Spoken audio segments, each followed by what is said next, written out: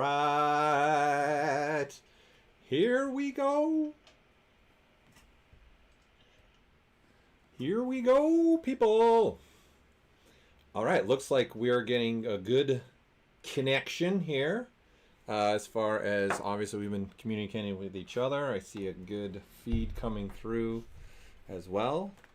I can hear everyone. I can see my audio is jumping. Everyone hears me just fine, I would assume right now. Any complications? We got our people from Twitch, Facebook, and YouTube. So before we start diving in, I always want to make sure we got a good video and audio check. So here we go. This is just another continuation of things that we've been doing at Pixologic, where we've been putting together these little videos kind of showing certain features in action, making something inside of ZBrush. So this is a little coffee maker. I did not make this. This was actually made by our creator and founder of ZBrush.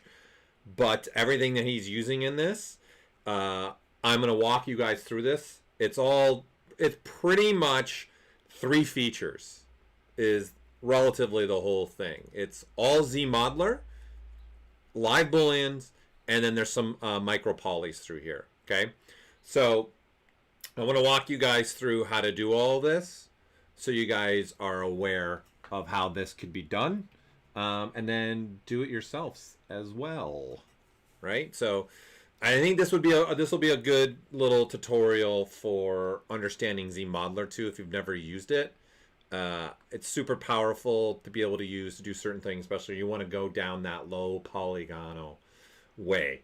Hey, Stefano. Hello, everyone else. Mr. Sanson, Dr. Depresso's in here. Okay. So we're going to start with just, I think it's like anything. You got to start building a base and knowing where to start. So there's going to be more than one way, and a lot of ways to do this kind of thing. Okay. So micro poly and micro mesh are not the same thing. No, they're not. They're close. They're close to being the same thing, but they're not exactly the same thing. Okay, but they're close enough. There's a relationship there. You can probably get the understanding of that, Mr. Sanson. Okay, so let's get started here. So I got the coffee maker. All right, so we'll just keep that, ready for us here at all times, so we have this ready to go, and have that. Okay, so I'm gonna just bounce between what I'm doing and then this coffee maker, so we can go back and forth. I'll relate to this piece as we're going. Okay. Oh, I myself am small. Yeah, you don't want to see my face that much anyways. Little round corner there.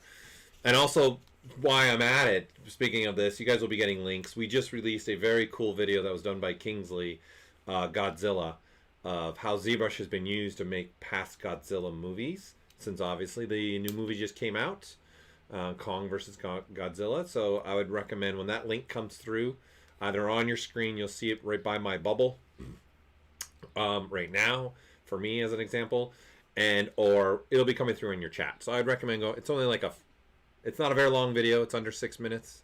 So go give it a watch. It's really good. Kingsley did a great job on it for sure.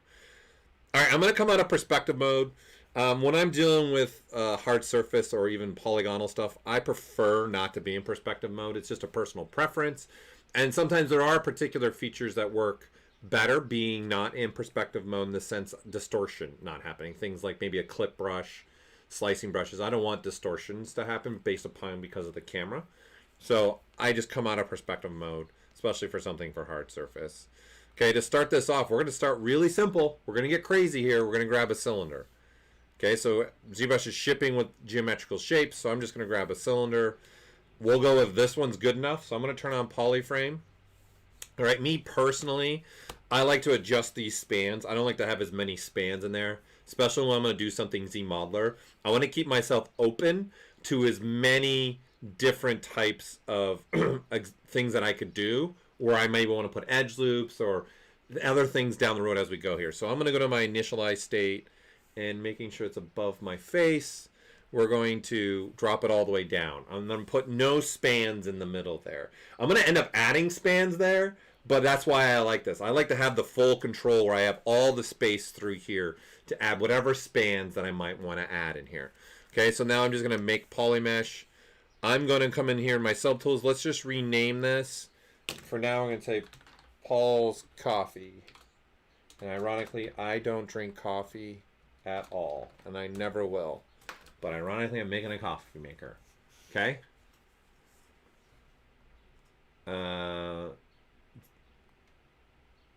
Is someone saying, what about my audio? I've done nothing different from my audio. It's all the same. There's nothing different. So, is it only for Ben or for everybody else? Because I've changed nothing in my audio settings at all. Same thing as all my last streams. Same microphone, same everything. IR Sculpts, drink enough coffee. Okay, sounds good to them. Okay, sounds fine. Ben, you might want to double check. Everyone's coming through saying it sounds fine. So double check and let me know, Ben.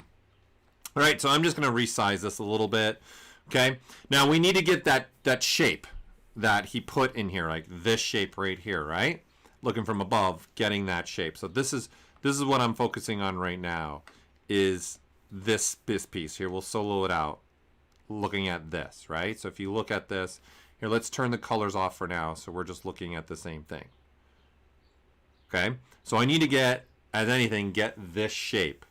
So for me, I really like using a deformer to do that. So I'm going to look and see, okay, we're looking at the front. Okay, so there's my top. So if I want symmetry X here, we're going to look from the top here. And then I'm going to come in here and I'm going to use the extender. Like, bam, you get it immediately with the extender. You adjust the size that you want. There's that shape. Like, it's pretty simple. We're going to go a little bit lower. There you go. I got that shape. So that extender is actually pulling things out. Okay? So that's why I have this ability. So there we go. Now the next thing I'm going to do is start saying, okay, let's look at this divided. Okay, in essence, I'm looking at it. I'm not actually dividing. When I work with low polygon, I prefer to use dynamic subdivs. So I've just activated that. So let me make sure it's above my face.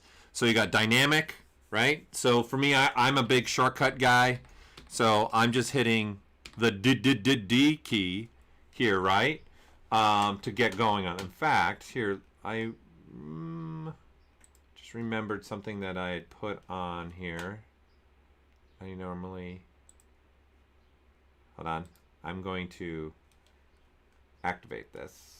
I think. Hold on. I forgot to turn on something that you guys asked me for, and I'm not used to having it. Now I can't remember. Oh, now I can't remember the program. You guys wanted me to put shortcuts screens up, and I know I put a program in here. Now I'm going blank on the name of the program. Oh well. Okay, so again, Shift D, D, Shift D, D. Okay, so you can see this is what we're getting right now. So it doesn't look clean. It doesn't look good. Okay, so what I'm going to do is I'm going to crease these parts. So right now I've got dynamic turned on. I've got smooth divisions of 2 here, right? So I'm dividing 2 times. I got dynamic on. And then I'm going to come down here into my crease. And I'm going to hit this as a crease button. And right now it's got a tolerance of 45 degrees. Okay, so then that's why I get now this clean edge, because all these edges right here now are creased. Okay, and now let's switch to our handy dandy Z modeler, because we're going to use this pretty much the entire stream. Okay, so I'm going to now go look at this and say, all right, let's add an edge loop through here. So I'm going to insert an edge loop, let's say right about there.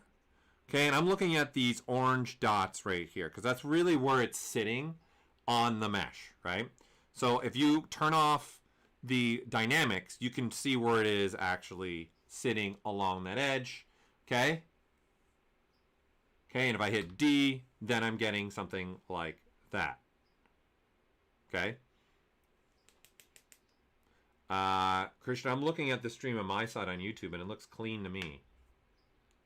What's going on, Spicer? So maybe try knocking down. Because I don't have, for me, I'm even looking at it, it's fine on my other computer on YouTube. So it's got to be something on your side. So I'm going to now say, let's crease this. So I'm just going to crease complete edge loops. And that way that stays there. So that when I have dynamics on, that edge is sitting there. Right? I don't want it to move throughout here. Okay? So then I'm going to come in here and I'm going to say, let's go Q mesh. All right? And then I'm going to do a poly loop through here. Okay? So I'm just going to pull these out. I'm going to tap the Alt key. Every time I tap the Alt key, I get new poly groups. So I'm just going to keep tapping there. I'm going to see I want some crease there, right? This edge right here, I'm going to crease that edge, right? And then crease that edge. And then this is why I wanted symmetry on. So I'm going to have something like that. Let's go ahead and insert an edge loop here. And I'm going to insert an edge loop here. And then I'm actually going to delete that edge loop. What that's going to do is give me that little chamfering, or if I want to bevel this up a little bit more, then I would go through and creasing this edge and creasing that edge. And then now you'll get something like that going around the surface. Right? And if I don't want those edges creased, I can uncrease those edges that are standing up there, right? So what, again, I'm looking to do, going back to this, is get something like this, right? So I'm building this little lip ridge here that was in the original model, right? And you can see there's a little edge looping going through there. Okay, so let's add a little bit more to this. He made his actually be a lot less. So I'm going to drop it down a little bit more there, right? I'm going to say, let's bring this down, right? So I'm just using the gizmo to move the surface a little bit in there, right? Give me something there. Okay, now that I have that, that looks good. Now what I normally like to do as well is, while I'm working like this, and especially if you're making something like this that's hard surface, okay, this is very clean. This edge here, and on the bottom. And if you look around, especially if you go look at your coffee makers that you guys use, nothing is that perfect, perpendicular, 100%, right? So I want to do a little bit more change to this. So as I keep going, I've already got this going, okay? So what's important to me is knowing that this needs to look more realistic, right? It's got to look somewhat, okay, that looks real. Okay, so it's important that I want that look, okay? So I'm going to change here my creasing level. So I'm going to turn on my magnifier here. So this crease level is set to 15. I'm going to change it to 2. It's kind of my go-to. I like to have that at 2. I'm going to hold the shift key down and tap on dynamic subdiv. And then my smooth subdivs, you see it's sitting at 2. So right now they're 2 and 2. Okay? Right? And now what I'm going to do is I'm going to move this up to 3, 4. And you'll see the edges now got smoother in there. Okay? So because now what I'm telling ZBrush to do is, hey, show me 4 subdivision levels in the model, okay, but only keep the creasing. Let me make sure you guys can see it. Only keep the creasing twice for 2 of those subdivision levels. So that's why you can see the top's kind of getting a little crunchy a little bit. That's the triangles causing that, right? Because in the top here, we've got a lot of triangles happening here, right? All these triangles, they're going to one vertex to rule them all. Right? So this is definitely a Lisa needs braces moment for all, right? Lisa needs braces, Lisa needs braces, Lisa needs braces. It's important to add a little bit of this smoothing touch. And don't worry the fact that right now it's getting, you know, like this on the top, because if we go look at the original again, I need to start putting these elements in now, right? It's got a little bit of a ridge happening through here, right? So I need to put those elements, and in fact, if you look, he put even a little bit of a ridge down here at the very bottom. So you guys see that? A little bit of that ridge right down there. So let's add something like that into mine, right? So let's just look at this and say, okay, let's put an edge loop here along the top, right? So we're going to go here on the top, maybe something right about there.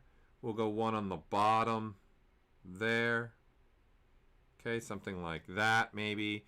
And then we need an edge loop also going through there, right? Okay, and let's go back. I'm probably going to go also one on the top So if you look, I scroll over, you can see there's also another edge on the top. So I'm going to add that element in there for sure. So I'm going to, from the top now, I'm going to go Q mesh. This time I'm going to go flat island. Okay, so I'm holding the space bar. Okay, and then now I'm just going to pull on this and just extrude this up so I get another little bit of a ridge there. And again, tapping the Alt key, every time I tap the Alt key, you get a different polygroup. Okay, and so again, when we scroll over, this is what we're looking for. So I want to push in the certain polygons, right? So I want to push in essence, the polygons through here, and then also now I want all these down here. So what I'm going to do is I'm going to use temporary polygrouping and also polygrouping, okay? So I'm going to hover over a face. I'm going to say polygroup right above Q mesh. I'm going to say polyloop. So again, I'm tapping on the space bar and holding it to pull up my actions. Then I'm going to see that orange line, okay? So I'm going to click on that, and you can see I just made a new polygroup. Okay? So if we just keep clicking on this, right, and tapping again the Alt key, I can keep changing those polygroups. Right? So I want that one, I want that to be the same polygroup. Okay? And now here, I want all this to be the same polygroup, but I don't want any of this to change down here. So this might be better to do a temporary one like that. Okay? So in essence, I took what was stored in here, and I'm using it to my benefit, right? So to do that again, you're going to hold the Alt key, okay? I'm going to tap on this face, and you see it's painted white. And now I'm going to let go of the Alt key, but my pen hasn't come off the Cintiq, and you'll see that this is painting it green. So if I went to this, see, I'm just getting the green now, no matter what I do, okay? So you can actually copy. So if I hold Alt, tap on the purple, let go Alt, but switch to Shift key. Okay, without taking, all this is without taking my pen off. Now you'll see I'm painting with the purple. So anytime I go, I get the purple now. Okay, so what I want is back the green. So again, I'm going to hold the Alt key. I'm going to tap on the green, let go of the Alt key, and then switch to Shift key. And again, I'm not taking my pen off. In my case, I've got a Cintiq. So I'm not taking my pen off that at all. Okay? So now that I have that green again, I'm holding the Alt key, painting temporary, right? And you see I'm painting white. If I let go, see, I'm not holding the keyboard in anymore, I get the green. So this benefits me, right? Because then I can now hover over this green face, any one of them, switch back to Q mesh with my space bar and switch to polygroup all. And now all I'm doing is just going to push this in to create kind of like that ridge. And then again, I'm changing the polygroups on the fly once more time. And then now I have this. And now we'll look at this and you see, okay, we need to fix some creasing now. Okay, so I'm going to go ahead and say, let's crease this time. Let me pull this up so it's high enough. Okay, there we go. I'm going to crease by the old Paul Gaboury, which is really creasing by polygroups.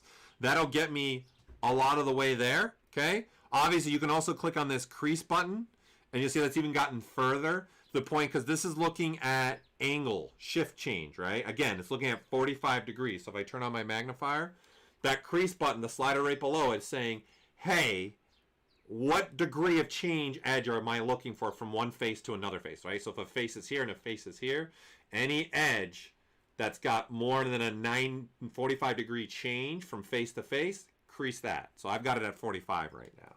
All right, so let's turn on our polyframes. You can see there's still some creasing that I want to do, right, through here. So I would want this. See, there's no plane shift here, so I need to go ahead and I'm going to crease this here because I want those creased. I want those creased because, see, this face and this face are all on the same plane, so this edge has no angle of change. Okay, let's go down here to the bottom. Yeah, I want those creased right there as well. Okay, then I'm going to go ahead and hit the D key, see what I got now. All right, so now I've got something like this, right? So this is starting to come together a little bit more what I want. And I'm going to say, all right, I don't like the roundness that's happening in here, right? It's getting too round. So what's happening here is it's the creasing that's going on as well. So I have a creased edge. I'm streaming. Okay, hi. I'm just really sorry. I'm really sorry this happened. Okay, great. April Fool's. Bye-bye. Okay, bye. My wife's trying to do an April Fool's joke. Sorry. It's not working. So Bye. thank you for that. So she just got a brand new phone. She tried to show me the phone with a broken screen. So she's trying to do an April Fool's joke. Not working on me. Okay, so anyways. So these edges right through here, they're moving, right? So because this face is so big, okay, and I've told the crease level to only hold it twice, okay? So what I'm going to do is I'm going to add another edge loop in there. So I'm going to insert an edge loop, and you can see that'll tighten up that edge right in there, right? And then I want to do the same thing this way, because if you remember, I've got really no edges happening through here, right? So I'm going to add now an edge loop here, and I'm going to add another edge loop here, right? And you can see those corners are getting a little bigger. Let's get a little bit darker in there. So there you go. Right? So that's what's making these corners. They still got a little bit of roundness to them, but they're a lot tighter now, right? And it's because of those edge loops that I'm inserting. I'm helping like that, okay, get a little bit tighter. Now, the beauty is you can slide, right? Also, so if you're not liking, you've already placed an edge loop, you can come in here and kind of just, I can come in and adjust this. And I'm not adding an edge loop. I'm just taking the edges that I've already put in here and I'm adjusting them a little bit, right? That's it. That's all I'm doing. And then see this, I don't want this crease, so I'm going to uncrease that right there. Okay, so I get a little bit more of that roundness. And there you go. Right? So this is what we've got. We've got this base happening throughout here. Okay? So this is kind of where I start to go with this. Right now, I want to make the top part now that we have. So we got this going. Let's go back to this. Okay, let's unsolo this. So let's make this top half now that we got here. Now, looking at this, he would have made this before I did all of this, right? If I'm guessing, I'm sure that's what he did. Okay? So I didn't, so I'm not panicking though. I'm not going, oh my goodness, I don't need to go backwards. Even though that I did this probably, I'm jumping the gun on this. It's fine. I'm not worried about it. So what we have here, again, polygrouping is so important, right? And if you guys want to call it poly as in P-A-U-L, poly, go ahead. I saw someone already put it in there. Okay. I'm going to take this, which to me is a little like an orange. I don't know what you guys are seeing on your screens, but it's got a little bit of like an orange tint to it. Okay, so I'm got, again, spacebar, Q-mesh, polygroup all. Okay, and what I'm going to do is I'm going to pull on these faces. So you see what that's doing? It's grabbing those orange faces. Okay, but what I'm going to do instead is do this. I'm going to grab on this and then pull it off. And then I'm just going to change my polygrouping on the fly. So I got something like, let's say something like that. Okay? So what this is giving me is I'm ripping off the faces from the existing topology. And you guys, we're going to use this a lot. You're going to see this quite a bit here. Okay? So again, let me redo this. I'm going to hover over those orange because I got Q-mesh polygroup all. Okay? I'm going to start pulling on this, but then I'm going to hold the control key. And you see it rips it right off. Okay? And then now I can make a thickness here. Something like this. And this is why I wasn't really panicking, because I can just Q-mesh this and say, let's go Q-mesh single polygon face now, and then just boom, close that off. And now I've got this, right? This, again, is what I'm looking at, this top part up here, right? Creating this top part up in here.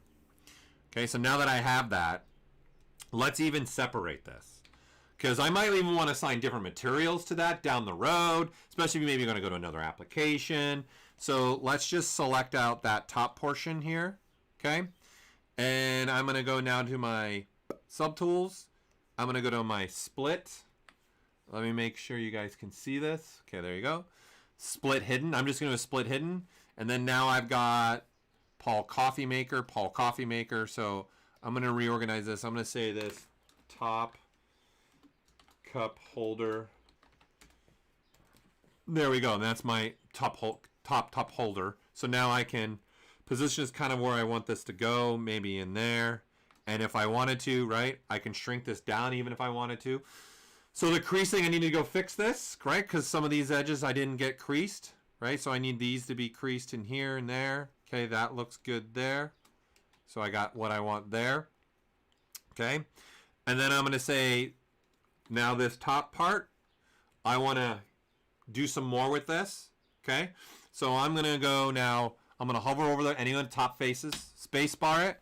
I'm going to throw on inset, and I'm going to do flat island.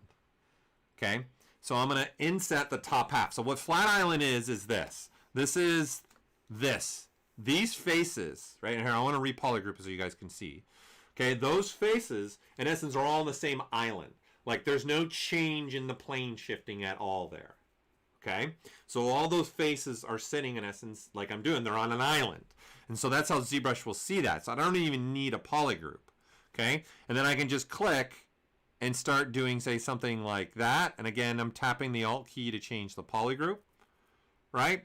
And then now that I have that, I can say, okay, let's go back to QMesh, polygroup all. Okay, and then now I'm going to push this in to give this have a little bit of a ridge there. Again, I'm changing my polygroups on the fly once again. Okay, I'm going to put, just like him, he put a little taper at the top, just a design element, right? So let's do the same thing. I'm going to insert an edge loop here. I'm going to do a single edge loop. Again, every time I call up ZMother, I'm tapping the space bar. So we're going to do a little bit, an edge loop there. Then I'm going to crease that, right? Because I want that edge to crease. Man, I wish I remembered that program that I downloaded. I remember the program I downloaded. Sorry, just I'm looking for one thing to see if we can. Oh wow. I don't remember the name of it now. Okay, continuing on. So now, looking at this rounded, this is what we get, I guess, in essence, divided, right? Okay, so this isn't quite what I want, so I'm going to say, all right, let's add some edge looping in here. So I'm going to go insert, but this time I'm going to do multiple edge loops. Again, I'm holding the space bar, switching to insert, multiple edge loops. Let's put some edge loops right there. Okay, that looks good. And I'm actually now going to delete that one, and I'm going to delete that one. Okay, and then now I get that at the top, right? Got a little bit of that going on. Okay, I'm going to move this up a little bit. I'm going to put a little bit bigger of a, just a little bit of lip there so you can tell that they're actually separated, that they're two pieces going on there, right? Okay, and then in here, I'm actually, for me, I'm going to take these polygons. I'm going to pull them up so it's just more of a closed, maybe loop, something more like that. I want something like that. Just have a nice little angle there. Okay? Okay, so don't worry about this fanning, right? See that little, that looks like a fan? Right? That's not that big of a deal. Okay? So, next thing I want to do is put all the ridging, you know, because this is going to be some kind of rubber element here, right? So, looking again, we're looking at this full one, right? This is the piece right here that we are currently making, right? So, I'll solo it out. This piece right here, right? So, you can see he put a little bit of a ridge in there as well, okay? Just to give it some softness right in there, okay? So, we can do that with us as well in here. So, again, this is just going to be another edge loop. So, all I have to do is insert a single edge loop through here, okay? And then now if I delete that, you get that ridge. And then now I'm going to say, I know I'm going to want that creased right there. So now I get, see that nice little lip that he also had in his. Okay? Now my next thing to do is insert, okay, again, multiple edge loops. Right? And so all I'm going to do is click here and then just start doing as many as I want. I'm going to go... just see how many I want. I'm going to go that many. Okay, that looks good to me. So inserting a multiple edge loop, okay, is already changing my polygroups on the fly, right? And again, you guys know how important polygrouping is. We keep stressing it right now, right? So this, okay, can also be turned off. For those that are using Zone, maybe you don't know this, okay, is right here the keep groups. So again, spacebar. If you want that turned off, you can, because sometimes I want to use insert multiple edge loops and I want to keep the polygrouping that I want. Okay, and then Dana, I'm deleting edge loops just by holding the Alt key and then tapping on the edge that I don't want anymore. Okay, and you can see when I'm hovering over, it tells you. See, it says Alt equals delete edge loop. Right, so that's it. Nothing fancy. Okay, so let's go back to, let's insert these again. Okay, I'm going to say that. Now I'm going to say, because I got polygroup changing, I can do a Q mesh by polygroup. We can pull these up. Again, I'm going to change the polygrouping on the fly, just so they're different. Let's smooth it, and then there you go. There's our little ridging that's happening along the top. All right, so there's the top for our mugs to be put up for when we're ready to have our coffee. So let's get now into the part where you guys need your coffee. You need to get it, right? You need to have your coffee, right? So let's move on now to this front portion in here, okay, where we got to have the coffee dispensing happening, right? So let's go back to mine. Okay, I'm going to go back to the main one again here. And once again, this is going to be an important part of reusing the same topology in essence. It's really going to be something that's I want to do often. I want to be able to reuse the topology that I want. Okay, so there's multiple ways to go about doing this, right? And I want to just cut into the existing surface. This is where I'm going to start using live boolean. So I'm going to make an edge loop. I'm going to insert one single edge loop right about, I say right about there. So this space right here, right, is where I want to have the coffee dispensing happening. Okay, so I can slide this again. If I don't like that, I say maybe I want less or I want more. It's your world. It's your coffee machine. You do what you want. Okay, so this is like I'm just want to highlight sliding becomes really good. Okay, so now that I have that, I just want to use another surface in essence to cut through there. Okay, I can use the existing surface that I want. So again, let's see that workflow.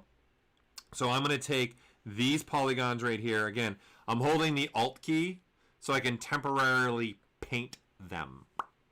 Right? I want to just temporarily paint those. Okay? And then so now this is saying a Q mesh, and I'm going to say single polygon because this is like I have these faces selected in essence. Okay? Okay, and now if I go and say, let's grab this, I can rip this off, and you see I'm just, again, grabbing the existing topology, just like we did before, right? And then now that I have these, I want this to be a separated polygroup, and a separated subtool. So I got this.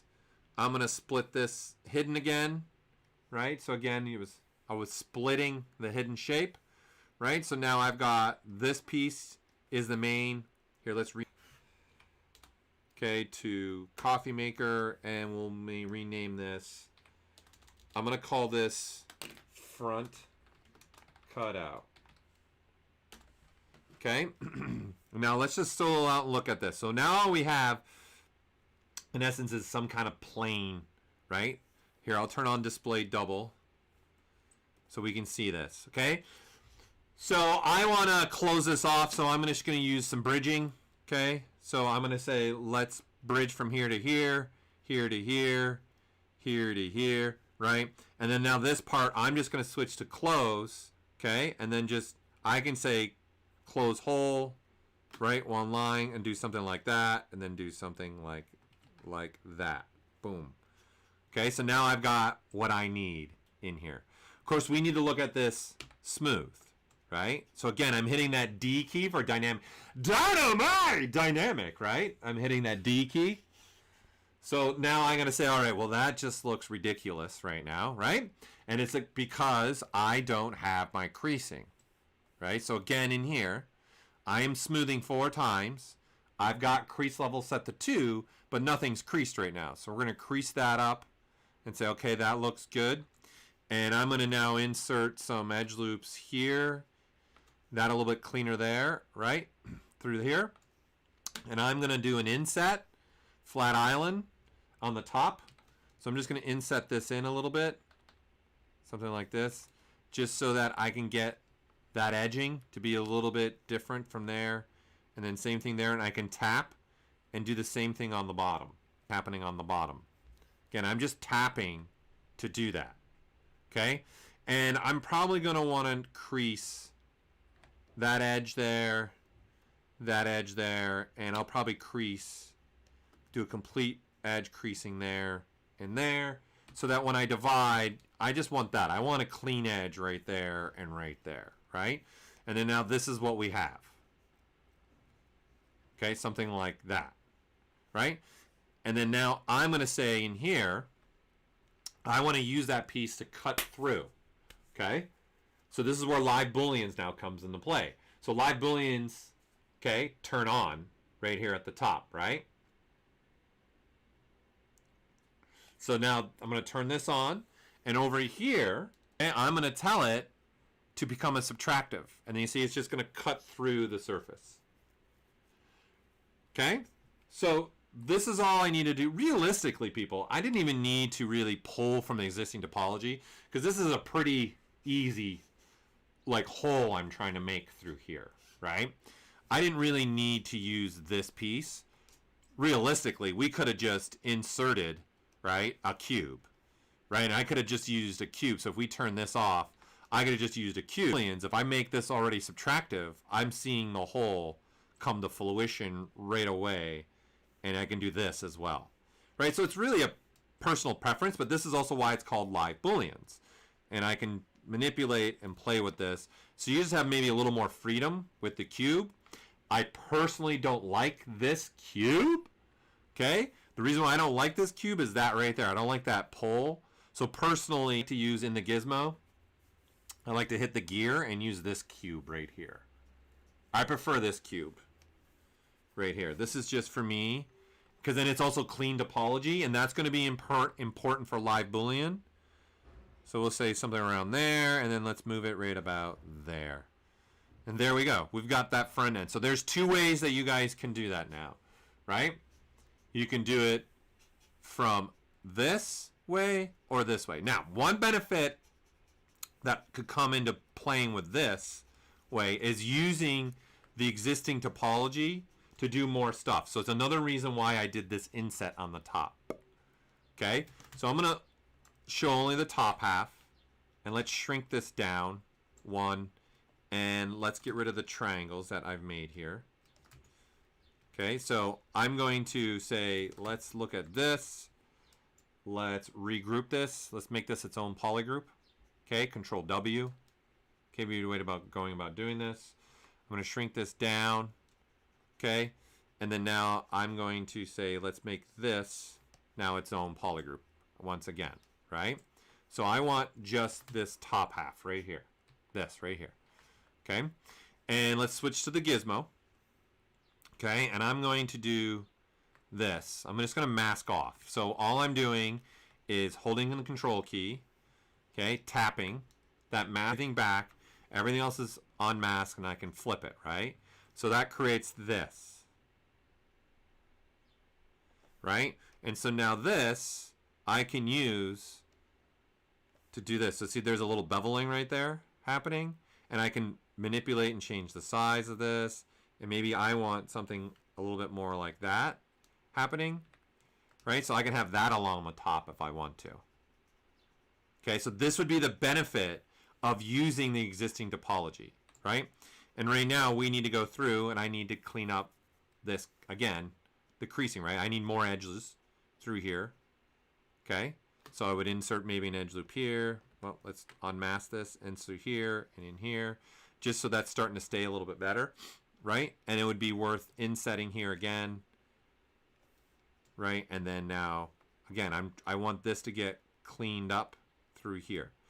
So I'm just showing you another way about going about this, right? And thinking about using the existing topology that I already have, right? To give me some kind of result like that, right? Which then that can be used to do that along the top.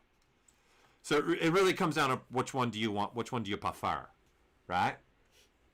So that's just an example of why I might want to rip off the existing topology, right? Let's continue on, right? And so looks like he just made another piece, right? So we got another piece here for the bottom. We got another piece here for the top, right? So let's do that. Let's go over here. This time in this approach, I'm going to say, all right, let's use what we have here. So let's just take this coffee piece that I have right now, right? I'm going to duplicate it. Duplicate. Okay, and let's move this down here, and let's just call this lower shelf. Might help if I spell things correctly today. Usually beneficial, right? Okay. Right, I'm just reading something. You mesh first, Siri mesh afterward. Oh, someone's asking about retopologizing or something? Okay. Okay, so now that I have this, I want to use, again, the existing topology that we already have here. Like, I might as well. So I'm going to say, all right, let's insert an edge loop here. Let's put one here. Okay, that looks good. And I don't need now Q meshing. I don't need this in there. Let's turn off symmetry so I don't make an edge loop. So with symmetry on, because I got both right and left, if I did this and try to make a hole, you see it creates an edge loop in the middle because left and right met, right? And then boom, in the middle. So I'm going to turn off symmetry right now because I don't want it to meet in the middle. That's good for me. Okay. And then I can start getting rid of things. Like I don't need stuff like this. And really what's only becoming important to me, right, is reusing certain topology here, right? So I'm just deleting, in essence, pieces that I don't want anymore as we go through here. So you can go this route, or, right, we can use even up here the existing topology, right? It would be easier, if you guys remember, to go here, Q meshing, and again, polygroup all, just grab this. I'm going to rip that off, and then now do this. And now that I have that, right, this is where the edge is going to. So I don't need the polygroups here. I don't need that polygon. I don't need that polygon. And the only thing now I care about is that. This is the only thing I care about is this piece. So now I'm going to delete the rest here. Okay, and I'm left with this. Okay. So what I'm doing is creating this piece that I want to now fit here to be along the bottom. Something like that, right? I'm going to size it down so it's a little bit smaller, okay? And I need over here, I need these edges to be creased, so I'm now going to crease those. Right, so I got that crease, so when I smooth it, I get something more like that. And again, we're going to insert, I'm going to insert another edge loop, I think, right there. I'm going to do another one right there, just to give me a little something more like that. Okay, and let's insert an edge loop down here, so that way that edge stays nice and clean. And then now we've got something like that. All right, I'm going to actually insert another edge loop here. And I'm going to do another one right here. And then actually delete that one. So then this is what I have. And I'm going to go ahead and crease this. Right? And then there's that bottom half. Okay? And then I'm going to reuse this. Okay? I'm going to duplicate this. Okay? And let's call this upper shell. Upper portion. Spout. And I'm just going to center this. So I don't have symmetry on. So I'm clicking the gizmo. Right? Which is the W key. And then I'm clicking on that little finder icon. Bing! And now I'm just going to rotate it 90 degrees. So I'm just going to I'm 180 degrees, sorry. And then move it up here to the top and do something like this on the top. And this one, I'm going to make this one be a little bit longer just so it's got some difference in there. And I'm going to taper it even more. So something more like that. So it's very different than the bottom one. Okay? There we go. And I'm just, again, you see how often I'm kind of just reusing topology here. So it's really beneficial for you to just, hey, reuse existing pieces that you have here. All right, so let's go back then to the original that we were looking at here. So you can see he made that smaller. He's got some ribs happening in here. Okay? He didn't go as small as me for this. But let's start putting some of this other stuff in now. Let's start putting some of the ridge that's happening right in here. Let's put some ridging that's happening through here as well. Okay, this is super easy to do. Not difficult at all. Okay, so let's go ahead and do that next. Let's go back to mine. Right, I'm going to go ahead and just quick save because I keep canceling the quick save.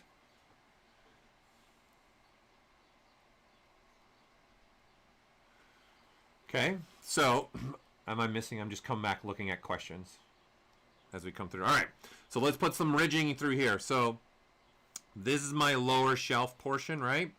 So I'm going to come into this and say, all right, let's make this really easy for me. I'm going to insert. Okay, I'm going to insert a cube. And I'm going to call this, I'm going to rename this. I like to just reuse the same name over, and I like to call it subs because I love submarines. I'm a huge fan of subs. Okay. And again, you guys know I don't like this cube, right? So I'm going to go ahead and swap out for this cube. I'm actually going to hit the W key, right? Again. And I'm going to get these cones, and I'm going to get rid of all of the spans. So this is a 6-sided cube now is what I'm looking at. Okay? There is no way Waffle Dog CGI in ZBrush to have a crease have a certain level. Creasing in ZBrush is all 100% creasing. And the only thing that you can do is what I previously showed, which I'll show again right now. Okay? It's the only thing you can do. So all crease edges are 100% strength. There's no, hey, have the one edge only be 50%, have the other edge be 100%, have another edge be 25%. You can't do that in ZBrush. Not right now, at least. Okay, so I'm going to resize this. I'm going to do something like, let's go even smaller, something more like this. Okay, let's position this here and do something like that. All right, I'm going to size it down just a little bit even more. Okay, so now when we hit the D key, right, this cube, because it really is a rectangle, it's so long, I need to put some creasing on this. So this goes to your question, Waffle Dog. Okay, so I'm just going to say crease all because I've only got these edges in here, right now. So right now, every single edge is at 100% strength. And right now, I'm looking at 4 subdivisions right now, okay? And then the crease level is the only thing that you can do. I don't know if you saw this in the earlier Waffle Dog, so we'll repeat it here for you. So I have a crease level of 15 subdivision levels. That's telling ZBrush, hey, maintain creasing up to 15 subdivision levels. I can tell you right now it's not even possible to go past 15 subdivision levels on any model, period. Even if you took a single plane that's just one face, you'll never get to 15 subdivision levels. So that's pretty much saying forever. So what I'm going to do is I'm going to drop this down to 2, right? And you can see the cube starts rounding, softening a little bit. And it's because I'm smoothing 4 times, okay? But I have a crease level of 2. Okay, so that's all you got to do, right? And what he did, if you guys remember the video, in this, okay, he turned this to a subtractive, so it's cutting in like this, right? So I'm going to even go, he had them a lot smaller, more like that. And then he used the gizmo control, okay? For me, I wouldn't, I'm going to show you what I prefer to use. Okay, so this little gizmo's turn on with the W key. I'm going to hold the control key. I'm going to click on the arrow. So my finger's still on control. I'm going to say right about there. I'm now going to let go of control. and then just keep moving my hand. And what we're doing is actually repeating those over and over again, okay? So let me do it again. I'm holding down Control, clicking on this, right? And then now just letting go, and you can see they populate. Okay, and then there you go. You got these cutting in edges. I prefer array mesh. I like freedom of non-destructive. Okay, so this is destructive in the sense that those are made, so those are there. What if I want to change, as an example, what if I don't even want the cube to cut in to look like this, right? I want it to look maybe a little bit different. Maybe even I want to go deeper. I want to be more shallow as well. And I want that to look a little bit more different. So for me, personally, I really enjoy my array mesh, okay? And it's also giving me the ability, okay, to tell ZBrush, okay, how many of these do I want? Maybe I want more and not less. And then I can change the spacing on the fly. I can only have it be in a certain area. So for me, my personal preference would be array mesh. For me. This is just what I would prefer. Okay, and I don't want them sitting that high. I'm going to go up higher. I'm going to do a ridge more like that. And the beauty, because we're in array mesh, this is an instancing system. So the beautiful part about this is we can add element to this. We can add some little change, a little difference, right? Because I'm still got this cube, right? So just even doing, watch this. Let's just look here. I'm going to go from this angle. So right now we are dividing 4 times. Okay, we've got 4 subdivisions right here, right? And we're creasing, right, our edges. Let's bring this all the way down to 0, and let's use QGrid instead. So now it's a 1, and you can see the difference now in the shape. I am getting now a different type of beveling right there, right? And I can change that on the fly like this. Look at that. This is why I like also array mesh.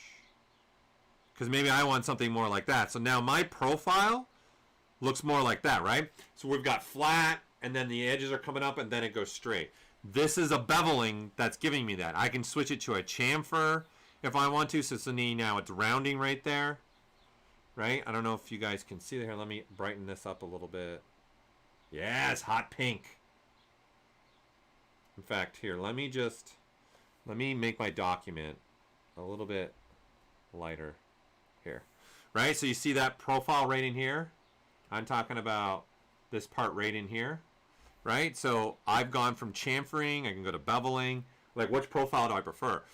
And then not only that, right?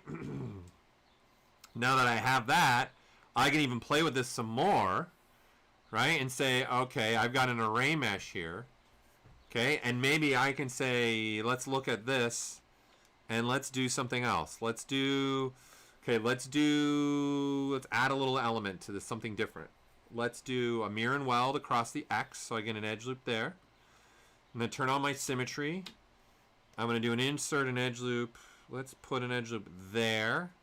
Okay, and let's take these faces here now, and let's Q mesh them out, so I create something like that. Right? And then now what that's going to do is, because this is happening everywhere, I get that. Right? And maybe that's where spilled coffee would go. So maybe say, okay, I like that idea. Right? So now I can just say, all right, let's continue that idea. And that spilled coffee maybe needs to come all the way here. And then now that face, and I'm going to put an angle on it even too. Something like that. So my profile looks like that, right? So I've got an angle. So all the coffee would come down into there, or any spilling that happens. And now I've got like a cavity happening in there if I want to, right? So this is just some more stuff that you can play and do, and I can mess with this and, right, and say, let's make that maybe be a little bit tighter. Maybe something more like that. It's your own world. There. Right? Something like that. Okay, this is kind of why I like array mesh, right? There is designing here that you guys can do and figure out and say, okay, and when you like what you like, okay, all I have to do now in array mesh is coming here and then just say down here at the bottom, make mesh. And then now this is actual all real topology. Right, and now let's continue on. I'm gonna put, for me, I'm gonna put a little ridge in here. So I'm gonna insert an edge loop there. I'm gonna give myself a little bit of, I wanna put a little lip right in there. Just something, a little lip there. And I'm gonna do the same thing on the top here. I'm gonna put a lip, I think, through here. Let's make it a little bit stronger of a lip, okay?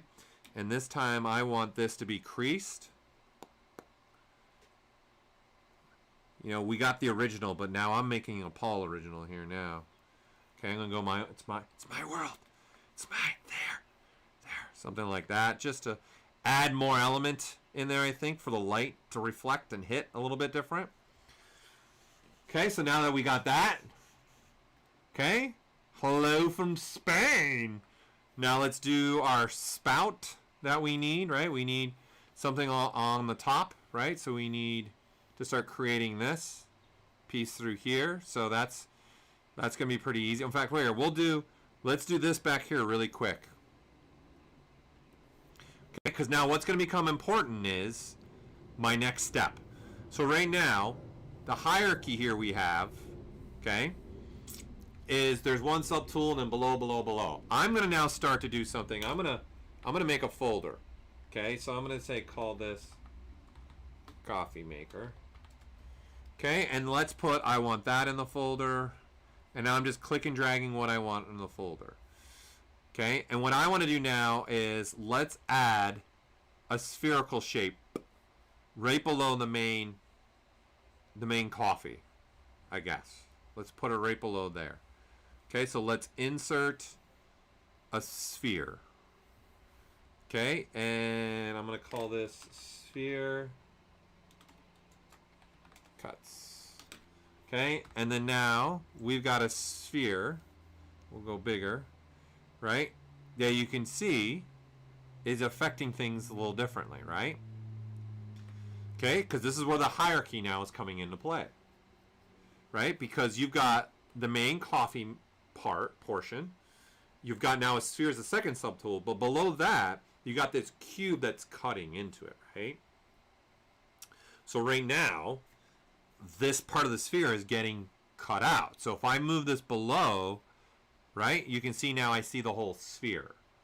And I'm going to do something more. I'm going to do something like this, I think. And I'm just going to squish it. Pull something like that. Go a little bit more. And then I'm going to do this. And now I'm going to turn this into a subtractive. And you can see that is now, and we'll change the size of this to do a little something more like what he had. So the hierarchy now becomes important, right? Understanding that when you're going to start using booleans, where they sit in order become important, right? So this, I only want to have happening to this, okay, but I don't want it being cut out. If I put this above, right, this will still work, right, below or above, but it's going to become important understanding now where you want to put stuff. So I'm going to say, I want to go right about there, maybe. Let's see, what does that look like?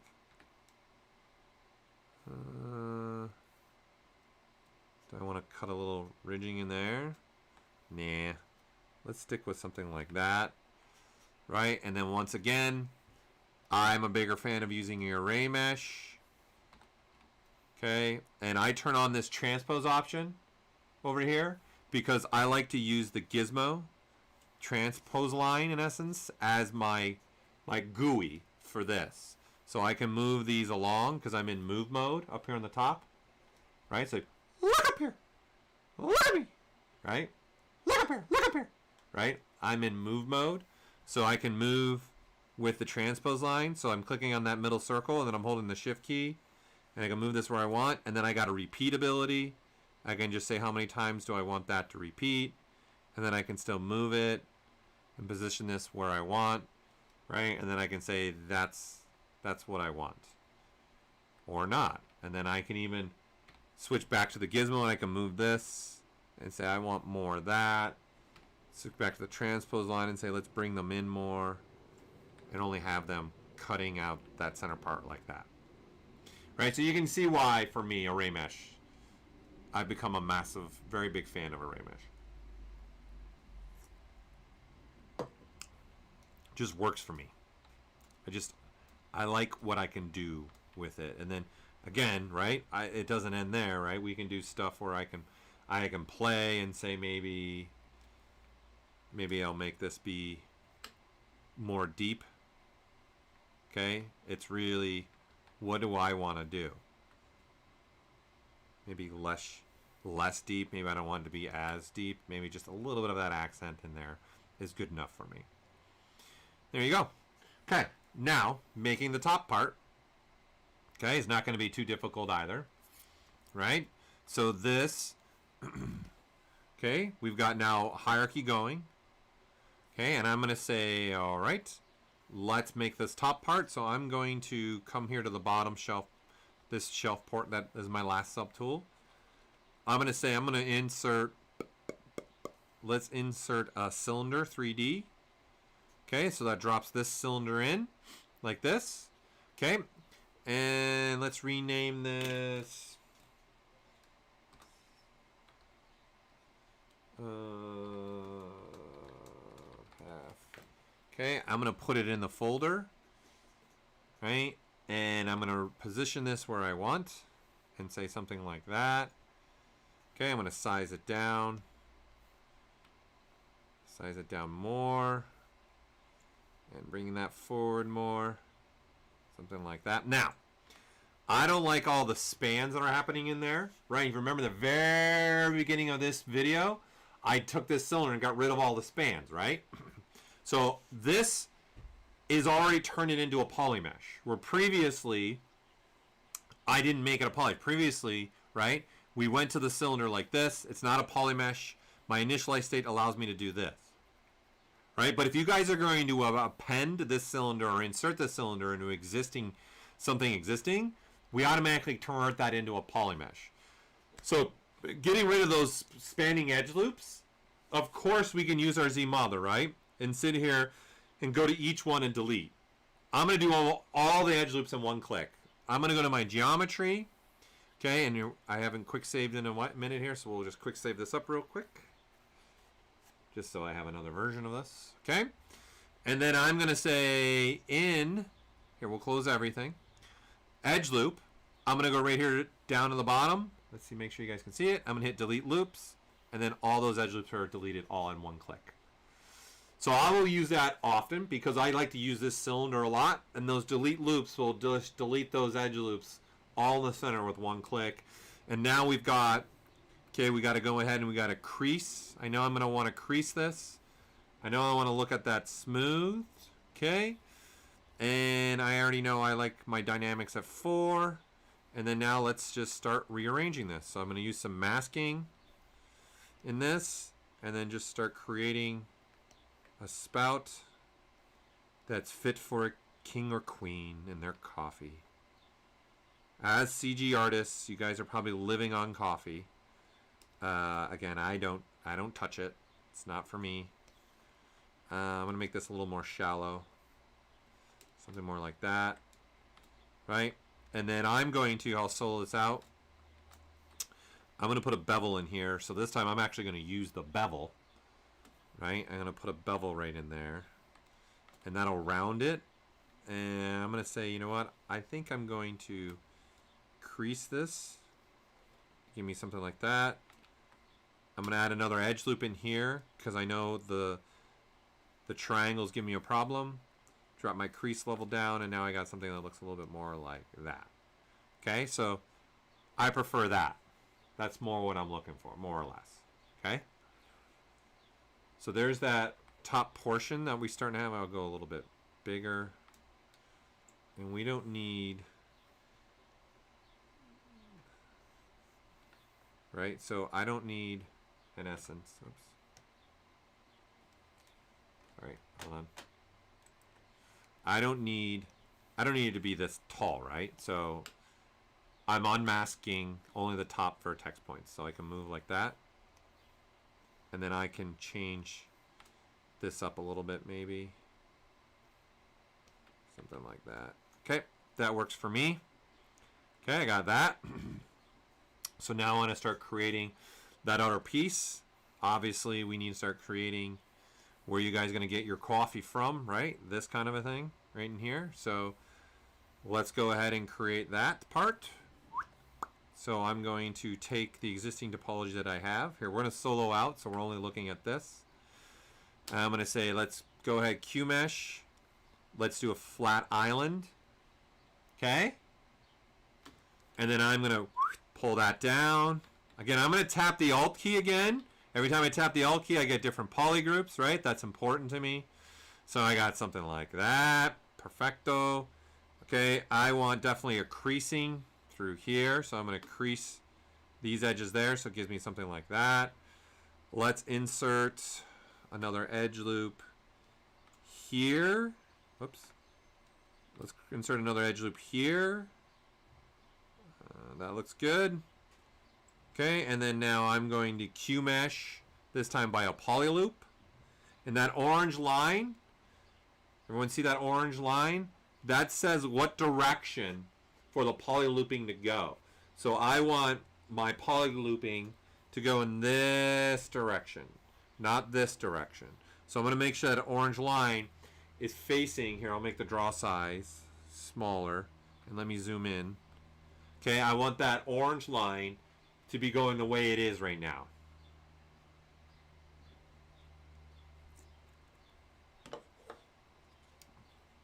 Biotech is, as in already been answered, it's dynamic subdiv. Because the orange dots are actually where the vertex live in space, actually. Allows you to see the controlling points. All right, so I'm going to QMesh this out like that. Perfect. Let's insert an edge loop there. Let's insert an edge loop there. You know what? Let's be a little bit more perfect. So I'm going to do something like that, and I don't need those. Okay, I'm going to get rid of that one. I'm going to get rid of that one. And now I want creasing there, there, and then there you go. Now we've got that. Pretty simple, right? Just building off what I already have and what already is there and exists, right? Pretty simple. Right, so it's a little, probably a little, I'm going to go a little bit more, I'm going to go a little more shallow with mine, a little something more like that. Okay? So now I have that. And we need, right, a locking mechanism. Right, so you see you got to have some kind of locking mechanism in here, right? And a little bit of other elements, right? So you can see this piece, right? It's got a little bit of something there to lock it into place. So we need to do now the same thing on the inside. Do an opposite locking. Okay, so I'm going to come in here. All right, let's look at this and say, all right, we're going to create an edge loop here. And I'm going to put another edge loop here. Okay, I like this as like playing chess for me. This is like, you got to know that you're going to need topology to do certain things and make stuff happen. So I'm preparing myself for what I want to make. So I'm going to say, let's insert.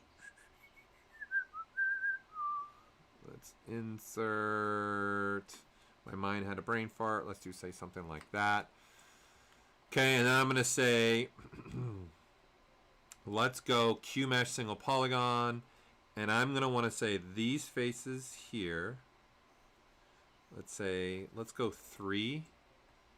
Yeah, let's go 3. Okay, and then I'm going to go diagonally across and do the same thing here. Maybe something like that. And then I'm going to go diagonally across this direction here now. Okay, oh, I did 4. I don't want 4. I only want 3. Okay, and I'm going to say, that looks pretty good. Maybe we'll change it up over on this side, and we'll just do a tour. Maybe something like that. Just a little different type of mechanism happening here.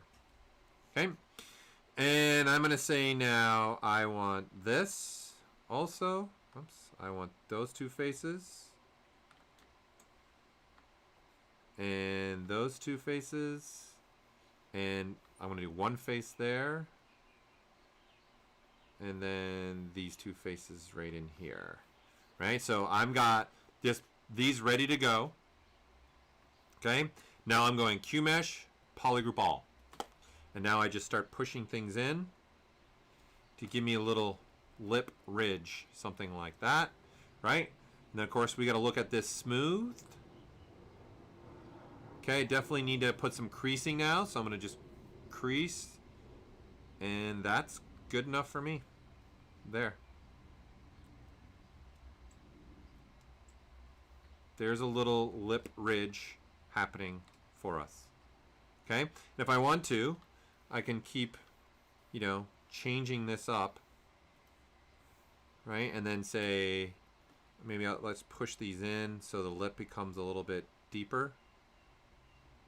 Okay, and then this is why polygrouping is so important.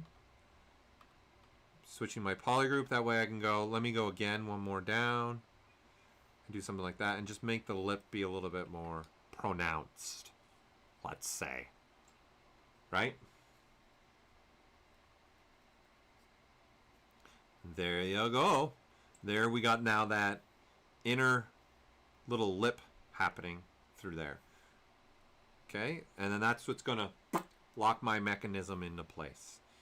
And again, this is our world there, right? So if you guys wanted to even, maybe you want to even show some of that lip up here, right? And again, we're just all Z modeling, right? Right up right now, and I'm going to make sure that I'm only doing a single, and then maybe something like that, and then looking at that smooth, it creates that look. Maybe I want that instead, you know, so from this, people would be able to tell that there's some kind of little locking mechanism in there, right? Makes sense to have something like that, right? So I'm going to duplicate this. Okay, so this is my top spout little lock here. Let's call this, let's rename this top spout top lock. Okay, and let's duplicate that. I'm going to put it in the folder. I'm going to rename this. I don't know. What do we want to rename this? Coffee? Coffee.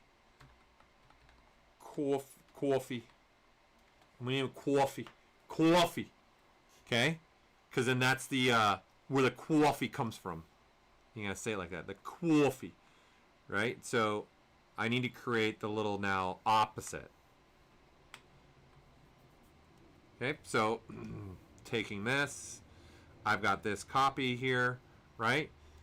This is existing off what's existing before, right?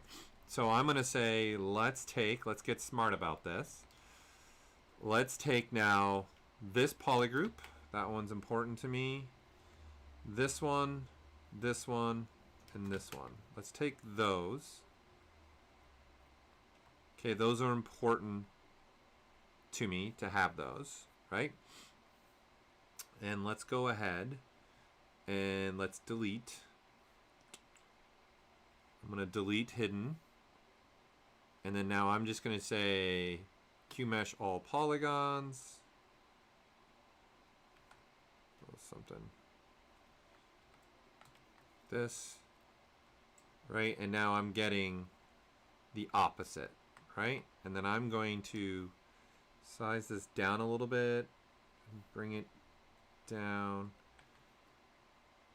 So I got the opposite thing going on in there. And now let's go ahead and insert an edge loop there. Let's shrink this down. In fact, here, let's make this all a new polygroup. And let's let's shrink it down once. We'll make that a new polygroup. I think that's too much. Let's slide. Make that be bigger. And now we're going to Q-mesh. Q-mesh, polygroup all, and then this is going to be this portion. Right, and now I got that happening. And I definitely going to want to put this, make this look a little bit better. So we're going to go ahead and crease. Crease! But you know what? Let's bevel it instead. Let's put a bevel there. And then now let's crease it. And then there. There, that's better. And I'm going to need a handle, right? So let's make sure there's enough room for a handle in this. Something like that. Gotta have enough room for that handle. Okay?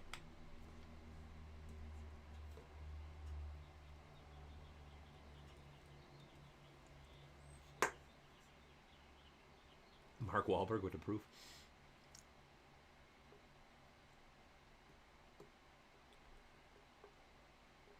Is there a reason why I spent days of hard surface modeling to reach low density and best smoothing results? So far I see low mesh on screen, definitely not subdiv ready. Not, well, this is low, but it is subdiv. It is divided. I'm staying low polygon because it's just easy to manipulate. It's very fast to manipulate right now. So that's why I'm low polygon. But I'm looking at a divided version of this. So I'm not sure if that's answering your question. But there's going to be reasons why maybe I want to go divided. Okay?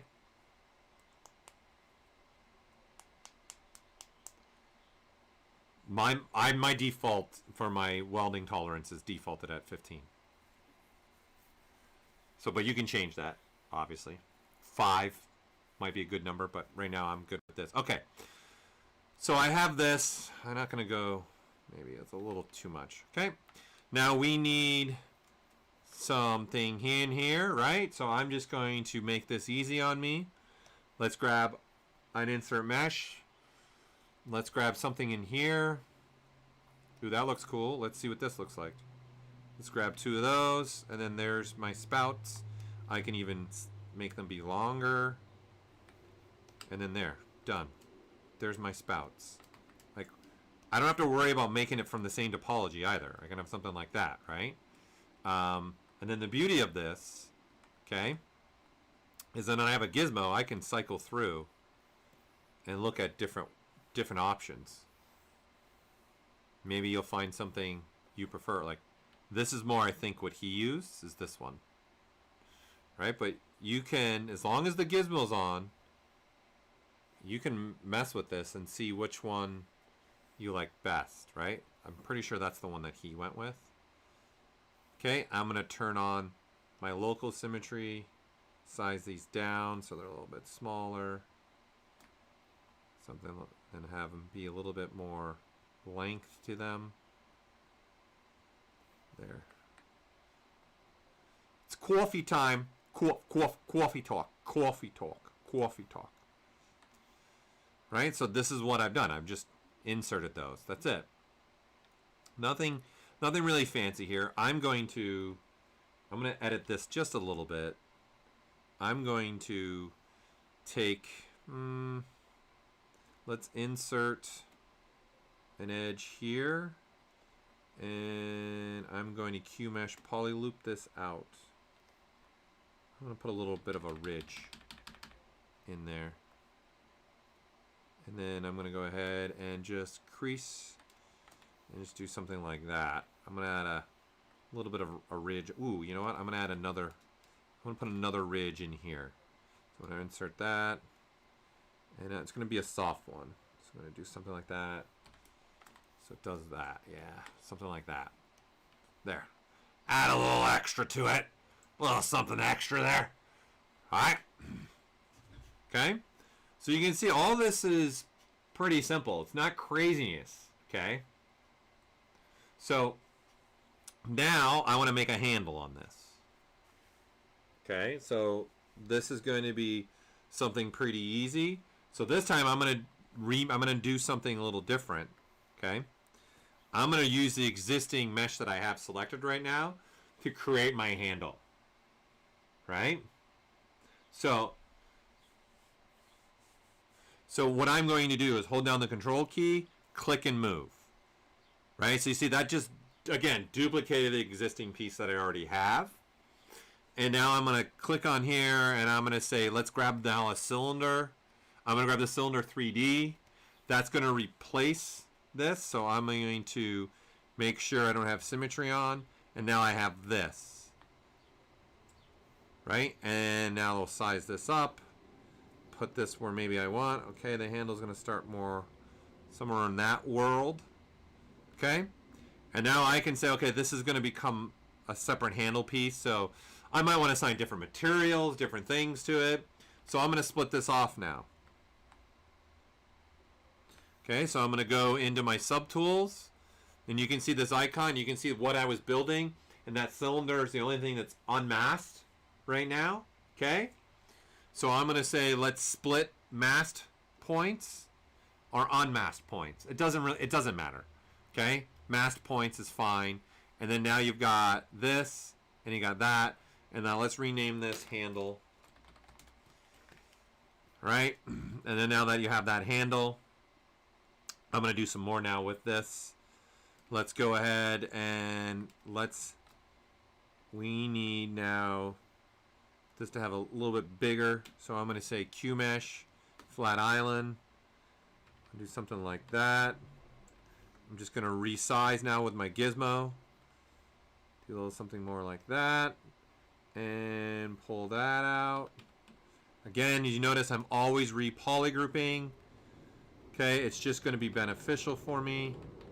Something like that. I'm going to create an edge loop there, create an edge loop there, and then delete. So again, I'm going to, here we'll show it like this way. Delete that. Let's create an edge loop here. Let's poly loop this. Just create something else there. I'm definitely going to go ahead and crease this here. I'm going to crease that there. I'll crease that. I'll crease that. I'll crease that. Let's see what we get smooth. I'm going to crease the inner portion there. I want something more that looks like that. Let's see. Do I want... Yeah, I prefer that. Okay. So here's our handle we got now, so that you can take that up and down, right?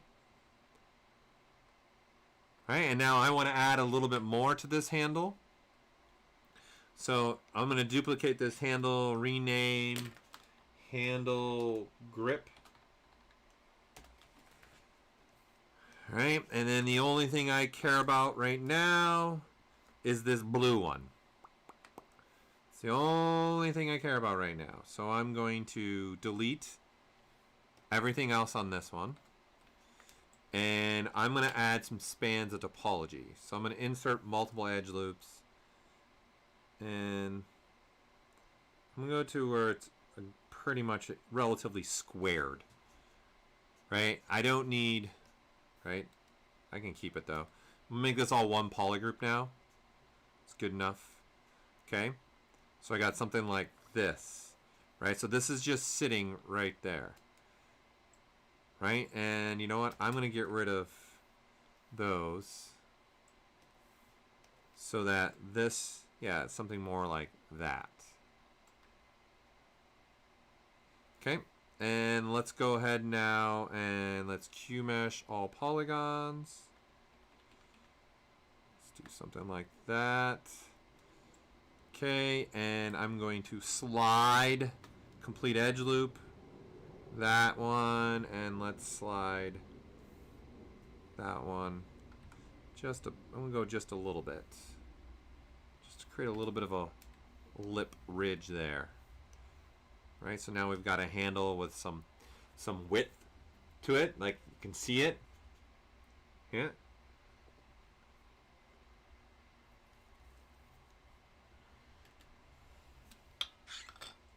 Is an espresso machine being done in other places? I don't even know. Just something that we just wanted to make, I guess. A lot of coffee, I think, right? Okay, so this piece in here now is dynamically going. So what I'm going to do now is I'm going to duplicate this one more time. And now I only want these pink surfaces here. So we're going to delete the rest. So we've got 2 grips in essence right now, right? I'm going to rename this one Handle Grip Pattern. All right. So that's this more faceted looking one right now. And I'm going to come down here now. In my dynamics, I'm going to turn off the smoothing. Okay, it's just so you're looking at just this. So this is, we're looking at this piece right here. And I'm just going to now throw on a micro poly. Super simple. Let's do this one. And that's what we get. And then there's our grip. That'll look more like a grip. And if you want to make that be even smaller, it's just adding another division, and then see, now they're really tiny. Right? And then I can even throw some thickness in this. And then now that grip is going everywhere. Right? And then this is what we have. And so now this is just, okay, maybe this. And then trying some different ones out. Like, which one would you prefer? As this might hurt a lot. Like, that's really good for like a foot on like a bicycle or something like that. There's just a lot of different ones you guys can try here.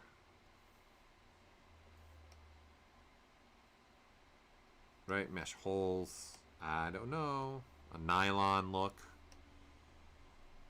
Here's just cubes. Here's a canvas look. Right, here's... Okay, I like that one. I'm a fan of that one. I'm going to go with that one. And then I'm even going to scale it up. So it bumps it out even more. I'm going to change that, I think, to 3. Okay, I like that one. And I'm going to go with 1 subdiv. There we go. Now I've got that grip. Right? And at render time, if I go to, when I hit Shift R to render, that will pop a little bit more. And of course, I haven't started colorizing stuff, materializing stuff, like all that's going to work. So you can see that ridge is popping there a little bit better because of when we render it. We get obviously a render is going to give us a better looking than what I'm playing with in real time right now. Okay, and then there you go. Yes! Right, pretty simple. Nothing complex here. Okay, let's get to the back part. Let's do the water part, just so you guys know how that's been done in this. Let's see how my time is. Oh, wow, it's 12:30. I don't think there's... Let me double check. I want to double... I'm almost positive I'm the next streamer, which is tomorrow.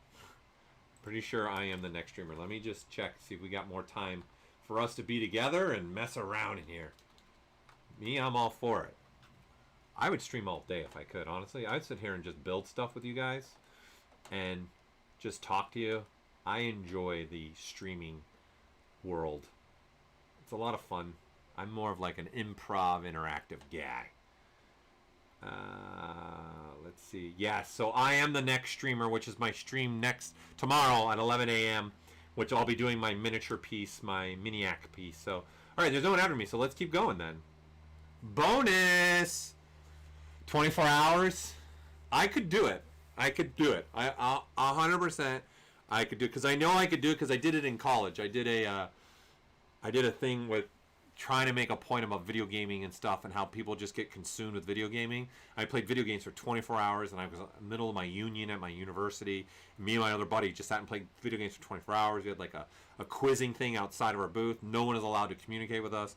Trying to get the point across is that we disconnect ourselves when we're video gaming a lot. So whatever, you guys don't care about this kind of stuff. Anyways, all right, so let's make some kind of little watering element part in the back here. Okay, so let's go ahead and do that right in here. So I'm going to make a little bit a water part in the back here. So we need, this is where I want it probably use existing topology as well to be able to help me out a little bit. But the first thing is I need to make a little bit of a hole cavity here, right? So I'm going to say, all right, we've got this already cutting in our surface, so let's just reuse it. Right? So again, I'm going to switch the gizmo, hold control key, clicking on the arrow, and now I'm going to cut into this so I get something like this so I can have host some water. And do I want that much water, or do I want something that makes a little bit more water? A little something more like that, I guess, is what I'll go for. Okay. I like that. We're in good shape there. And now I need to make something that's going to become, in essence, like glass or something clear, right? So once again, it makes sense to just reuse the existing topology that I already have here, right? So my coffee maker topology, right? Or just reuse, you know, I have this piece already. Why don't I just duplicate the front cutout? Okay, so I'm going to duplicate the front cutout, and I'm going to call this backwater,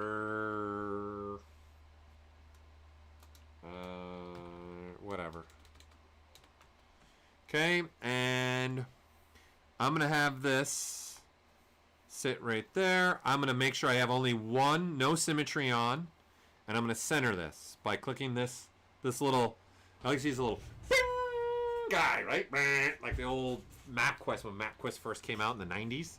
That's what I see this as. Then I'm going to rotate this. Let's do something like that. 180 degrees, and now let's just move this to the back. Okay, and then now I need to size this down a lot more.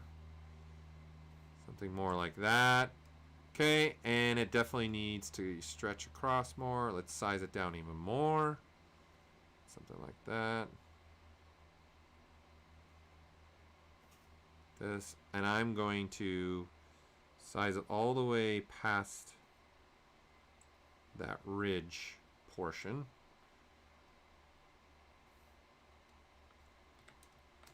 So it sits like that. Okay. And you know what I think I'm going to do? I'm going to do this. I'm going to turn that into a subtractive, actually. So we create the space where that is cutting in, right? I'm going to go a little bit deeper. Right? So I got something like that digging in. Right? And then now, let's rename this so I know which one it is. Sub. And then now let's duplicate this, and then this is now the container. And let's size this down just a little bit so we can see that this sits in like some kind of little ridge thing, just enough. I don't need a lot of change in there. And again, it's going to be about me using that lighting information as well. Right? And then so this is now that container. Let's put something, let's do something along the side that's kind of like ridges, maybe. Some kind of ridging thing that's happening. Okay, so let's play with that a little bit. Let's use my handy dandy array mesh to do that. You know, I'm a big fan of that. I'm a big fan of that. So, you know, maybe now that I think about it, let's forget array mesh. Let's use the existing topology, and let's just insert multiple edge loops right there. Maybe that many. Okay, and then now I'm going to do this face right here. I'm going to do a Q mesh, but this time I'm going to do a poly loop and a polygroup. So a double mint gum, right? So what that's going to do is when I do this, right, it only pulls on those. So I'm going to do something like that. And then when I smooth this, it'll create something a little bit like that. Right? And then now I'm going to add, let's add an edge loop. We need an edge loop through here. Right? So I'm going to put a single edge loop through here so it's a little bit tighter. I'm going to do another one right there as well. I think maybe not.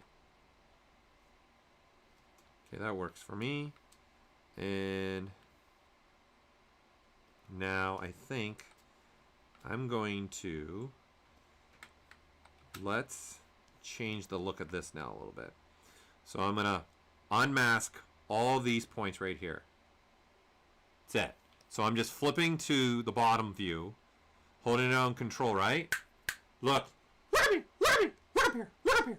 Look at my hand, literally. Look at my little, I'm not holding the keyboard.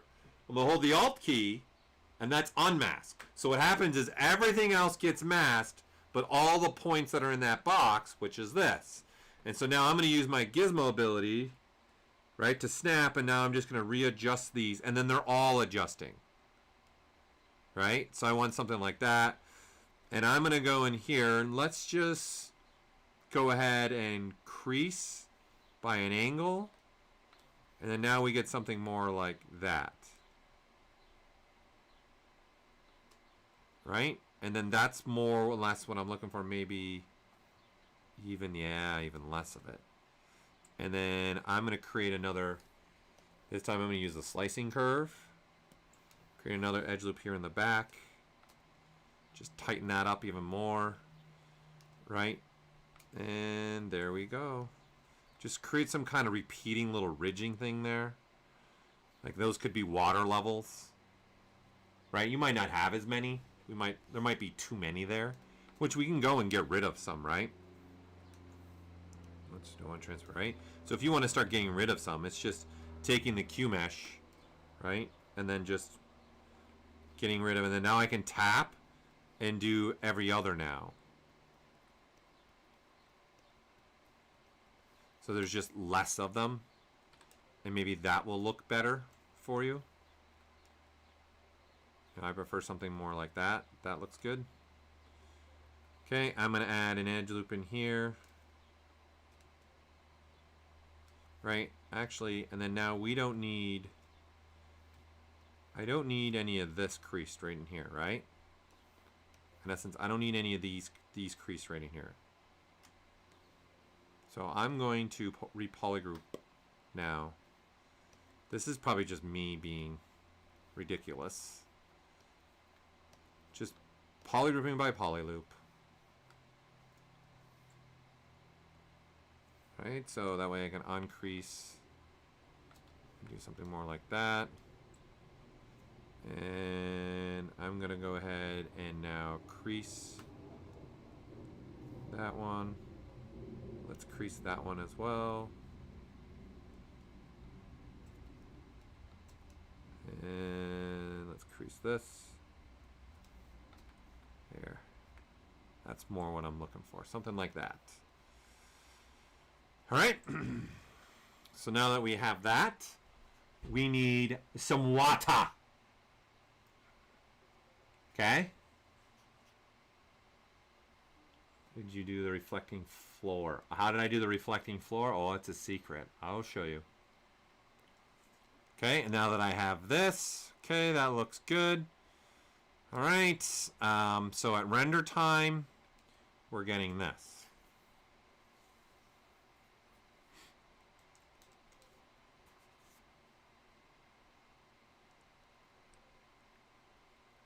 Okay, and at render time, we're getting reflections too.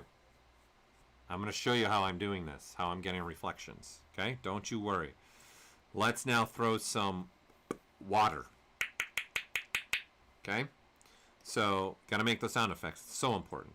Let's use this piece as our water if we want to. Or actually, let's just use this and we'll just do a simple. Yeah, we'll use this one. Let's duplicate this.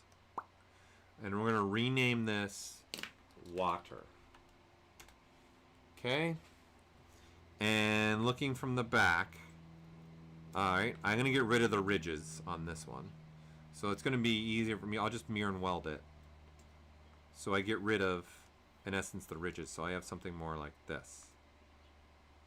Okay, and I'm going to fix that middle portion. I don't like what's happening there. So I'm just going to use the ability to stretch across. So I want those faces masked, something like that. And then I don't want local on, mirror and weld, so there. Let's just fix that up better. Okay, and this is going to be water. So I need all of this top part to be flat.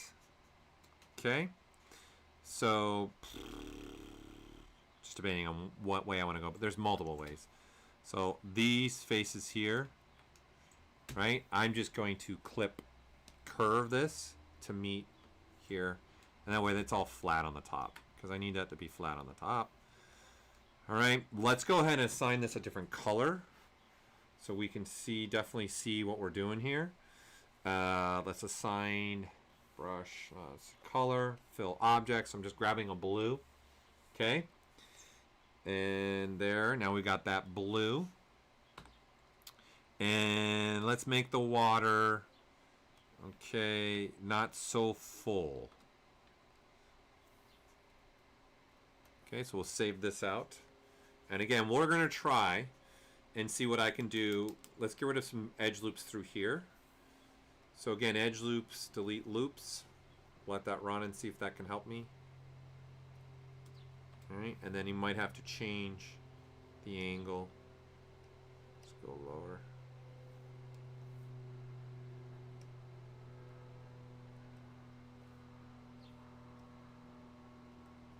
Okay, so let's make it be, we don't need this, or this.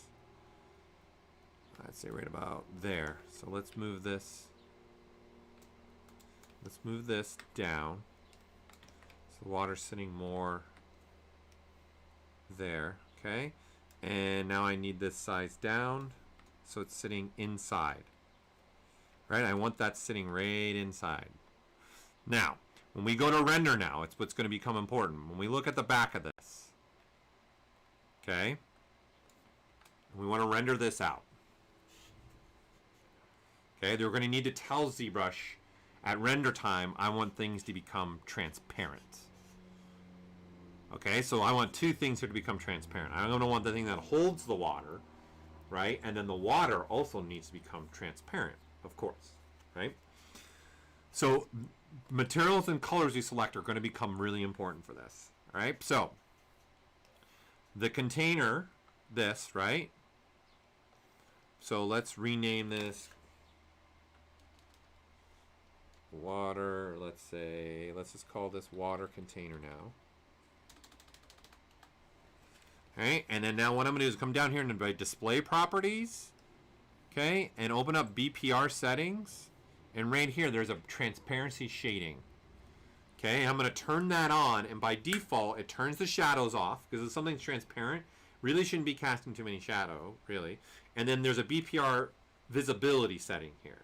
Okay, and then what I want to do in my render preferences, okay, and render properties, I want to make sure I tell ZBrush to render out transparent. Right, and then now when I go to render this, it's using two things to make something transparent. All right, it's using color and it's using the actual material, right? So those things are going to play a role on what kind of transparency am I going to start to get on this. Okay, and then there's settings. Okay, once we have transparent on, there are settings that are come taking part in this. Okay, so live booleans though is going to play a role in this. Okay, so we're going to need to create a resulting mesh to this. So as an example, right, we got live booleans turned on. I think here I have the final, here's the final version, right, of this once again. Let's turn everything on, right? And when you go to render, okay, he's made it so we can get some transparency in the back. Okay, so you're going to want to play with this, and you're not going to want to use live booleans, okay, because you don't want to have any live boolean there. And so you can see now there's transparency. So you can't do this with live booleans activated, okay? It's not possible. You got to have live booleans turned off. So what I'm doing is creating this part where I got a little bit of the water, and I'm creating the piece here, okay, to go through there. All right, so let's put some buttons on here first in the front. Let's put a little bit of the screws. We'll need to put this on still, and then I'll show you guys rendering wise how this is all happening. Okay? There's no way to set transparency and work in transparency. Nope. You don't have that ability inside of ZBrush right now to have one subtool just be transparent while you're working. The only way to do that is using transparency, but it's making all subtools but the selected one transparent. So to your question, Comics Legend, there is no way to do that. It's only at render time. Okay, so back to the one I've been making here. We're pulling our live booleans back on. Right, so let's go back to this one. And let's start making now. I'm going to make some buttons up in here. But what I'm going to do also is let's play with this a little bit more.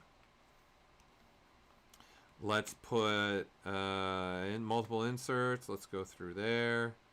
I'm going to delete those. Let's QMesh polyloop it. Bring this out. Something like that.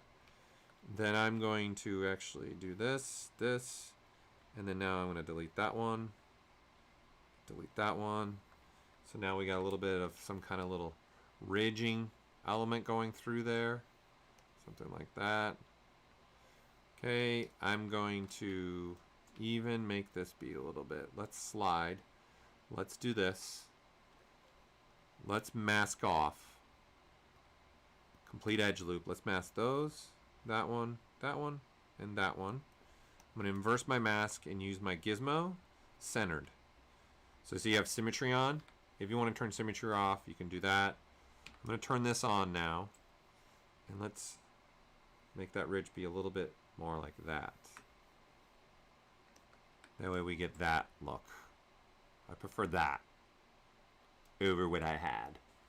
Okay?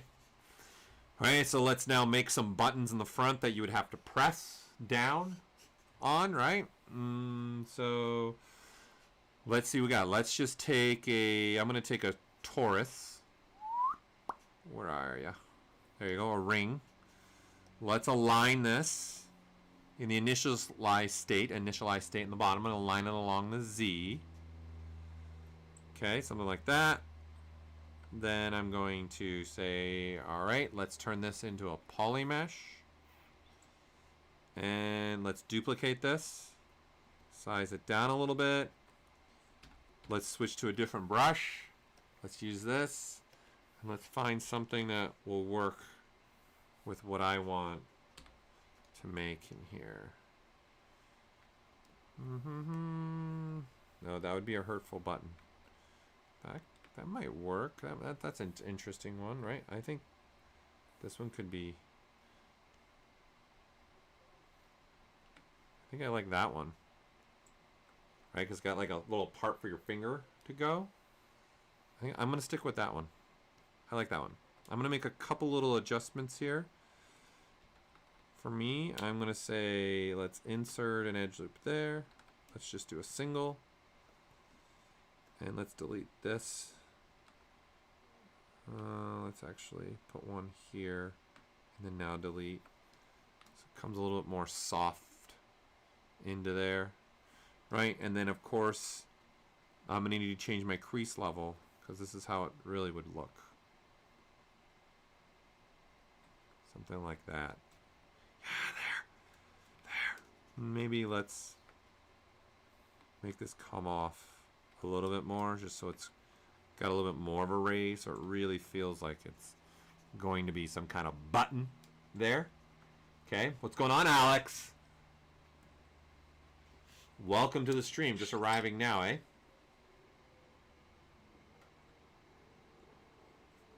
Okay, now that I have this, let's manipulate this now. Let's say, let's turn this into a brush. Let's create an insert mesh brush. I'm going to say new. So now I've got this button, right? Now let's go back to, there's me, right? And I want one in the middle, like that, right? So I want a button that sits there. Now, you can see I might want to adjust this so it sits a little different in the world, right? Something like this, okay? And number two, like we talked about last week, you might want to come in here and in the modifiers, make sure you guys can see it, play with this strength a little bit, right? And if you turn this up, when you're inserting, right, they get wrapped to the surface a little bit. Okay, now the thing to remind yourself here, what you got to remember is I'm wrapping right now to the low polygon version, right? Because I'm wrapping to this. So if you're going to want to use that wrap ability, kind of a projection ability, it's not really wrapping, it's projection, I would make a copy of this, right? And then I would get the result of the clean. So I would come here into my dynamics and I hit apply, right? And then I would delete the lower, and the only thing I care about is this now. This is really the only section that I care about is that. So I would delete the rest, okay? And in fact, I don't even need all the other parts, so I delete hidden, right? And then now this, in essence, this is the one that I want to draw on, right? So back to this. So this is the selected subtool now, right? So this is what I want to draw on, this one right here, okay? So that way when the projection is happening, right, it's happening on a smoother surface, and see that button's going to take on the role a lot better. Does that make sense to everybody? Okay, it's just something you got to think about, right? So now I'm going to say, I don't know, how many buttons do I want? Let's use, let's see, let's go here. Go on. He did 3, but I'm going to do, my coffee maker's going to have extreme modes. Yeah. I'm going to do more buttons. Right, so now I've got those buttons. So I got 5 buttons there ready to go. And I don't need now this part anymore. I only need the buttons now, right? And you see they still work fine. And then they're wrapping to what I want them to wrap to. So they got a little bit of that wrap happening in there. And there you go. And then now I can delete, right? Let's go to geometry and delete hidden. And then there you go. So that's how, that's one way that you guys could do the buttons. Okay? Right? The other way to go about this, actually, would be going back to the original. Here's another way. Sticking with the low polygon here, right? Sticking with this. And then turning this into, here I'm going to go this way. Turning this into a nano, right? I can click. And now all I got to do is just draw out. And then there's my buttons. Right? And then I can say, okay, I want one there, and I want one there, and I want one there. Like now we can go really extreme, right? And then this is a nano mesh. Right? And then those are sitting right there. And at any point in time, okay, I come down here into nano. I can change the size of them if I want to. I can change and say, you know what, I want those buttons to maybe have a little bit more different length. Let's change the height. So maybe I want the buttons to even pop off. Right? This is the advantage. This is like kind of a non-destructive workflow. Right? And then there you go. It's just another way. Right? It really comes down to your personal preference. Okay, what I like about this way is, again, I'm opening myself up for change down the road. If, you know, I start throwing stuff at this and I start manipulating and changing this, I'm going to want to have that, right? Okay, so there you go. Here's my coffee maker. Now let's look at the rendering portion of this stream. Okay, we got a little bit more time here. Okay, so when I render this out, I'm in the scene that he created to create this render and get a nice result. I.e., you can see the reflectivity that we're having in here. There's transparency. So we need to now create this. This is going to be very, people, this is one of those Lisa needs braces, look up here, all happening. Look up here, right? Braces moment. Okay, this is going to be important. I'm going to want to start assigning different materials to also in different pieces here, right? So the cool thing also is we can do that while we're still in this mode, right? So number one, let's just have every single subtool out the gate have the exact same material. So right now, I have this skin shade material selected, right? So this skin shade material is what is selected right now. Right? So I'm going to say, let's throw this on everything. All right? So I'm going to say, let's go to our plugins. Okay? And then I'm going to go into Subtool Master. Right? And I'm going to hit this fill button. This is now telling ZBrush, looking at subtools, what do you want to do? Do you want to fill color? Do you want to fill material? Do you want to fill color and material? Right now, I'm just going to do material. Okay? And I'm going to say okay. And ZBrush goes through, right? And sees everything gets that same material now. Right? And now you can see the poly paint is on for everything. So the little brush icons are on for everything. Okay, so now it's really bright. Like, it's crazy bright. Right, so now let's start making this be a little different. Okay, so let's grab now, I'm going to grab a metal material. Let's look at this material will look like. So the main coffee portion needs to be, I'm going to make it more look like a metal. Okay, so now I'm going to switch to the paintbrush just so I have it selected. I want to say, all right, let's go at this a little different. And I'm going to turn off all my paintbrushes now. Okay, so now this is what I'm looking. So I held, again, this is another one. This is another little tip for you guys. Okay, Lisa needs braces moment. So all the brush kind icons are on now in the subtools based right here. So I'm going to turn them all off. So I'm going to hold the shift key and I'm going to click on that. Right, so now they're all off. So what we are now looking at is we're looking at the metal material with a gray color. Okay, so if we start adding some different color into this, right, you can see we get something more like that. So this particular material, I'm going to edit this now. Let's go and throw this over here. I'm going to go to my modifiers. Okay, let's up the diffuse a lot more. Just maybe a little bit more ambient. Something like this. Do I want this to be a different color? Right? You have this ability to make different colors. Do we want to go like, let's go crazy like a lime green. And now I get more diffuse, more diffuse. A little bit more ambient maybe. And then now the specularity. Oh, that's craziness.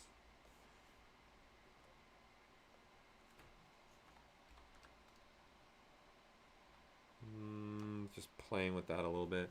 I definitely don't want green. I'm liking just a touch of a blue tone to it a little bit. Right? And then you got to remember, you got to render. Okay? Because you got to see what the shadows, okay, are going to be looking like. Right? And what's going to be happening throughout here. Okay, definitely don't like what I'm getting. So the light is on this side, right? So there's no light on the other side. There's no fill light on the other side. So that's why that one side's so dark. So I definitely want to look more at this. Okay, and then you got to decide, okay, do I like this? Maybe try a different metal. Maybe this metal would look better. Right? And because I have the paint brushes off, I can swap materials, find one maybe that I'm liking a little bit more. Okay, and then now let's give it a lot more diffuse. And let's go a little bit.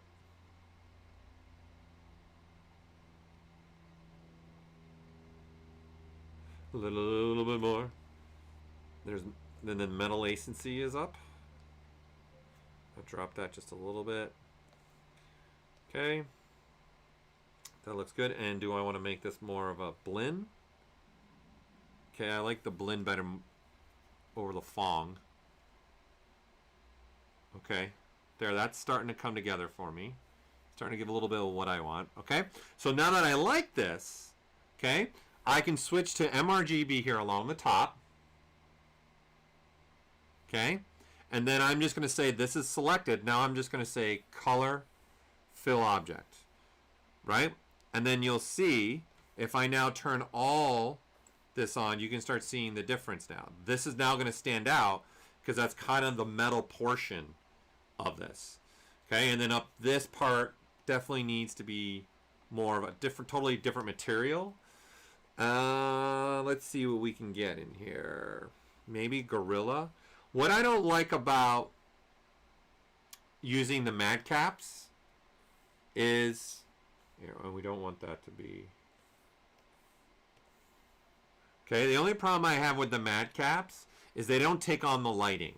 Okay, so the materials here on the bottom, okay, take on the lighting, which means is they look at what's going on with the lights, okay, and then go through it there, okay? So I'm going to say, I'm not going to use any of the madcaps because the madcap lighting is right now baked in, so I'm not going to use a madcap right now. I'm going to stick with the standard lighting. So I'm going to go with some kind of, I'm going to go with Skin Shade 7. All right, and again, I'm going to turn off this, so I'm just looking at this. And let's give this kind of like a gray tone up there. It's a little bit shiny, maybe not so much shininess. Let's drop that specularity. Not so much ambient. Yeah, let's go that. I want it to be kind of something more like that realm.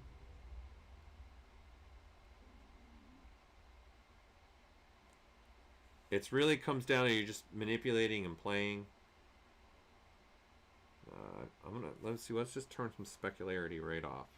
Yeah, I'm gonna go with no specularity. No, let's do a little bit. And then let's change the spec to be very different. Let's reset this. And let's do a focal shift change. And let's go a little bit more. Okay. Something more like that. I'm going to add another dot in and make that even tighter. Okay, something like that. Okay, I like that. So now I'm going to go color, fill object. I'm filling RGB, right? Okay, and then let's go darker.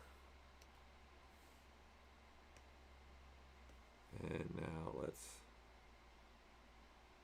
drop the diffuse. I want this to be more like that. Okay. And then now again, let's turn everything on. And now you can see this is starting to separate from this. Okay, and as far as rendering goes in ZBrush, I see people asking, I'm not doing any special tricks. ZBrush's render is actually quite fast, right? So it's a lot faster because the product, it's already here. We have everything, right? So that makes the rendering a little bit faster for me. Okay, so let's go through now and get, okay, this material with that color we have. Let's put that on all the other pieces I want to have that. So I want this to have that as well. I want that ridge right there to have that too. So let's go ahead and click and drag. I can select that material. See, it says pick.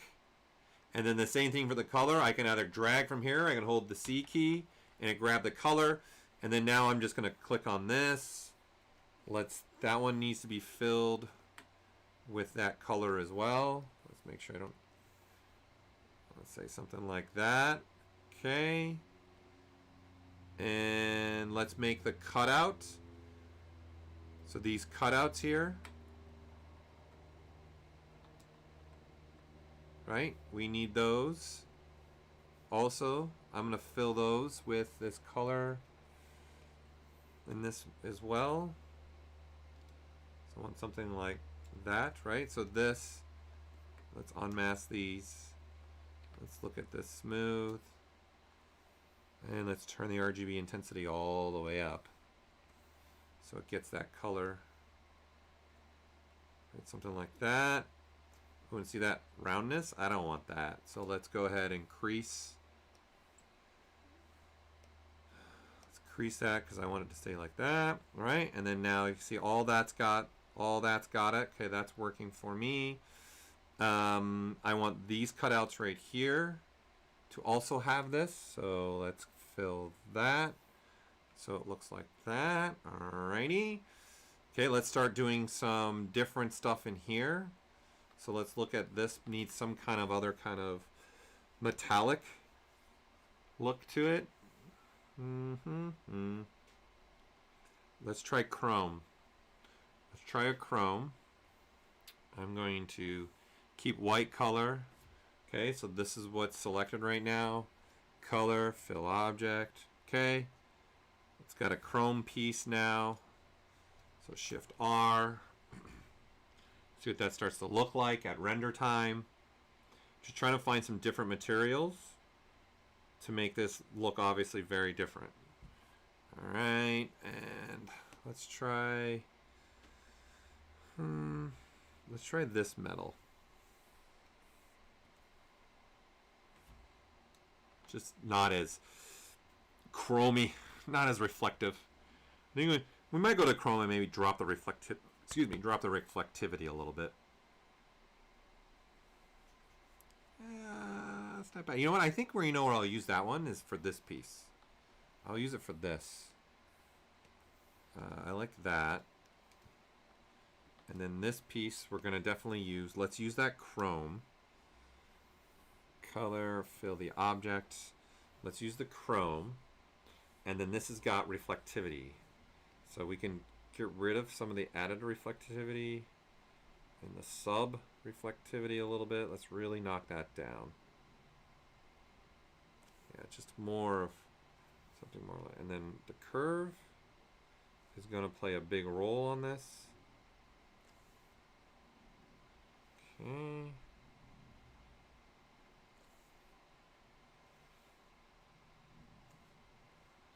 Up it a little bit more. All right, and then how much specularity do I want?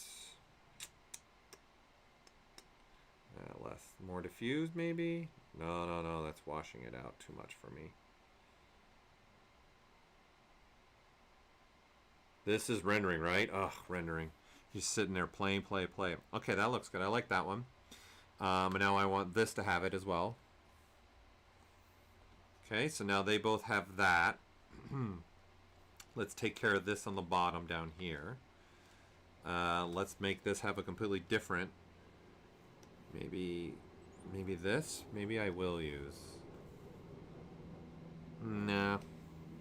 I'm gonna stick with this. Let's go with this metal.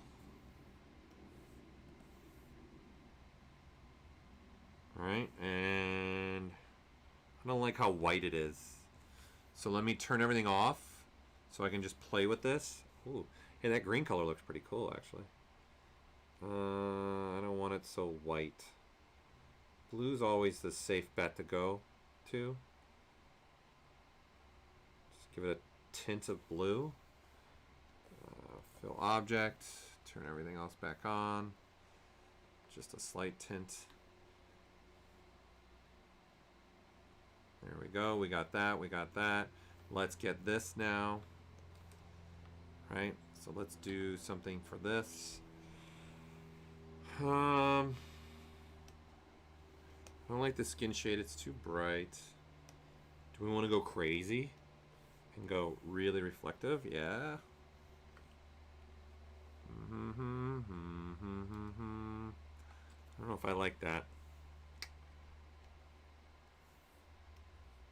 I think I might go with what's up in the top. Yeah, that's better for me. I like that. Okay, and then now this needs a material. So let's go something different. For giggles, let's see what textured material looks like. That's too shiny. If we knock down the specularity.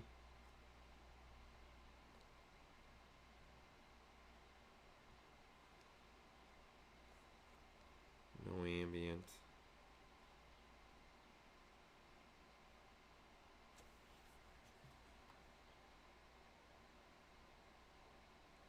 Something like that.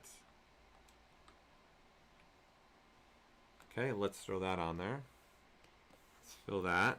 And then this little portion right here. Right, this thing, let's give this, this is where I'm going to throw in an accent color. I'm going to throw in a little bit of a gold. And then I'm going to do that for the buttons too.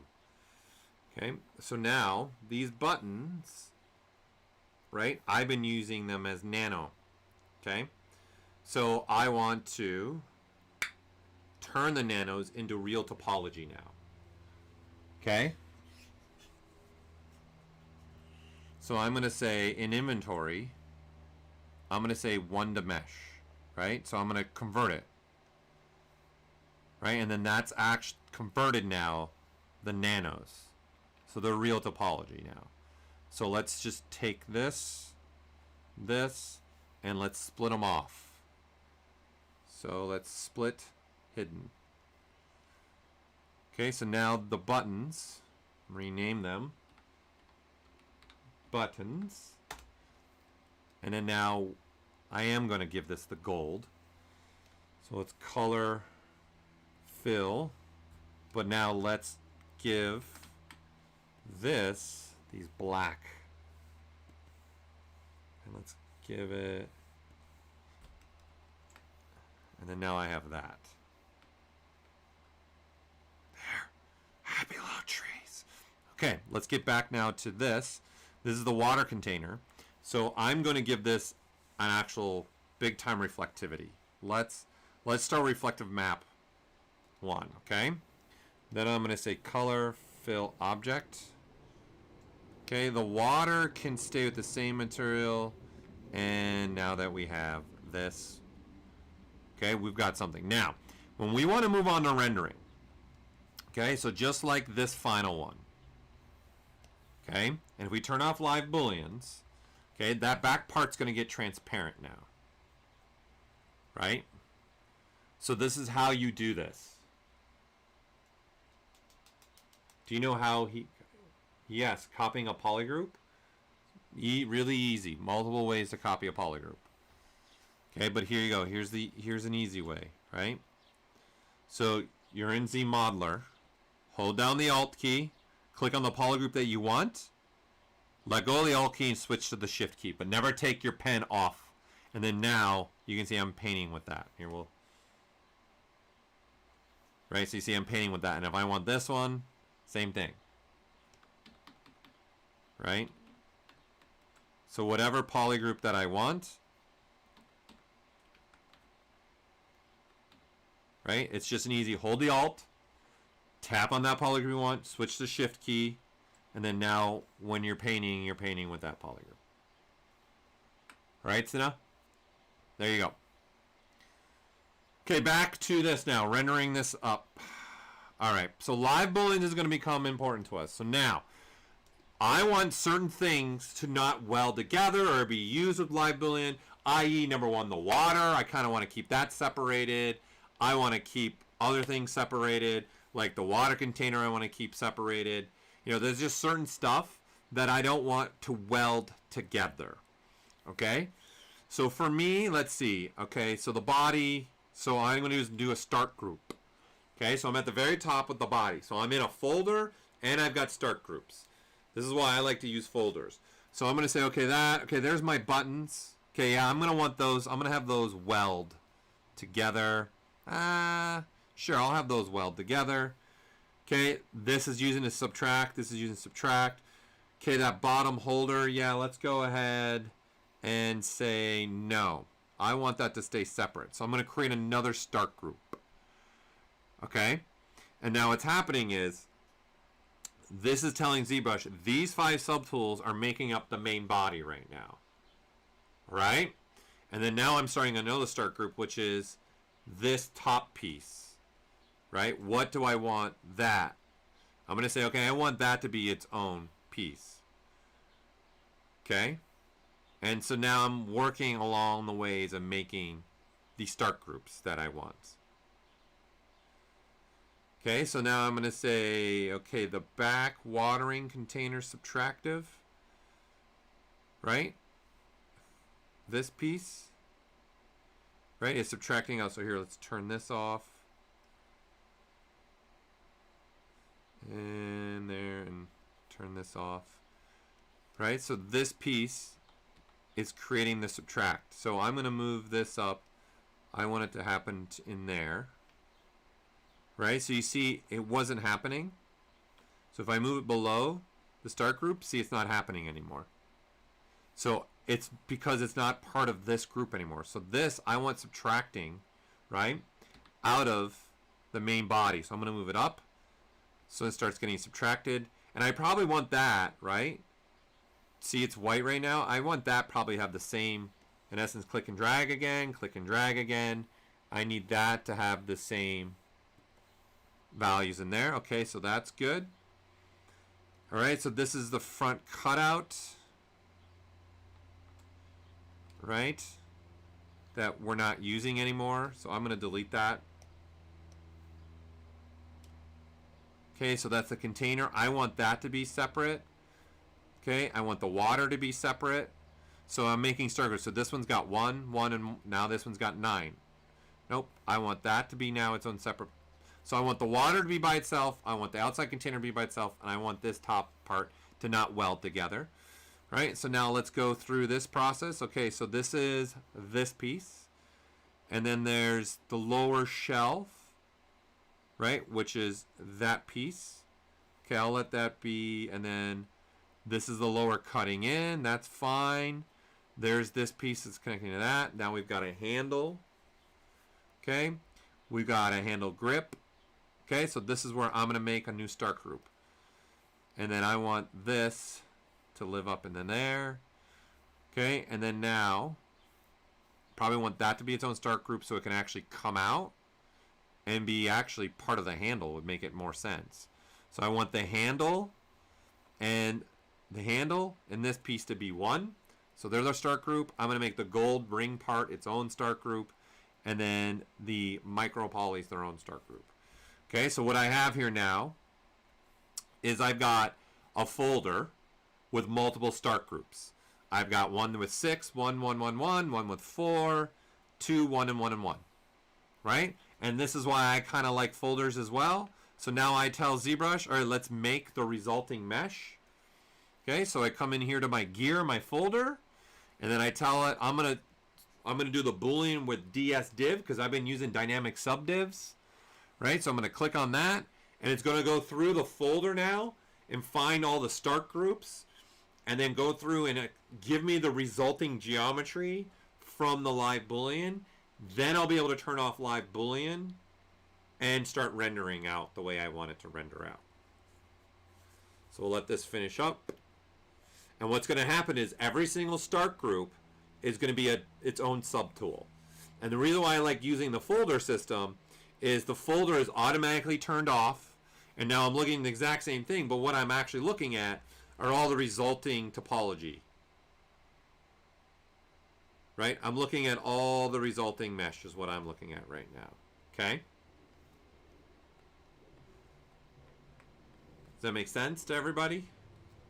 And then so now when I render, I can start now manipulating the rendering, but now I don't need live booleans anymore. I've got the resulted mesh here. Is what I have. Okay, and I'm going to delete this, and I'm just going to grab this instead of just giving me the result. I'm going to put it down here. I don't need it to even be in that. So now I have that, right? So now, next steps next. Let's start doing this. Okay, so here's my water container. Right, so I'm going to come down here now in my display properties, and I need to tell it that to be transparent. Okay, and if you remember in the rendering we're telling transparent, and now when I go to render, right, it's looking at that control over there, and you're going to be making this transparent, right? It's trying to make this transparent. So the things that we're going to now have to control this are multiple things that we have here, okay?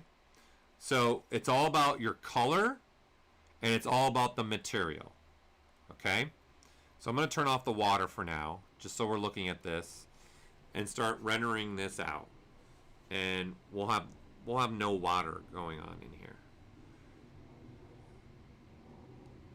Okay, and I'm gonna say let's mess with this now a little bit more. So let's go white. I'm gonna fill the object. Let's turn off our live boolean and like render out. Okay, there's the transparency now kicking in.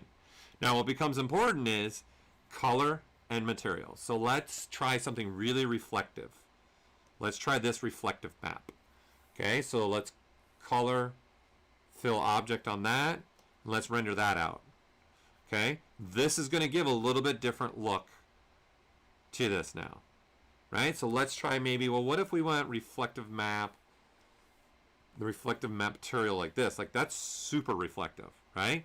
There, that's giving more of like a really shine coming through. So that's looking pretty good. I actually like that better on this right now than everything else, right? So now let's turn the water on, okay? And let's render that out. And then now you can see there's the waters in there, right? And that makes things starting to look a little different, okay?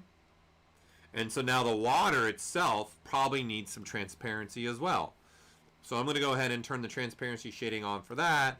And now I'm going to be rendering out this with transparency in the water and transparency in the glass portion itself.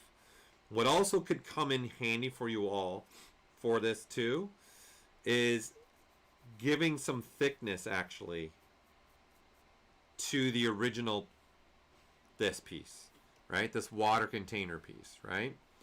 So this piece right here. So let's turn this off and let's grab the one from the folder. Okay, so I'm going to duplicate this and I'm going to move this down. Okay, and let's go ahead and now see, this is just low polygon. So I'm going to Q mesh all polygons. I'm going to push inward or outward a little bit. Let's go in.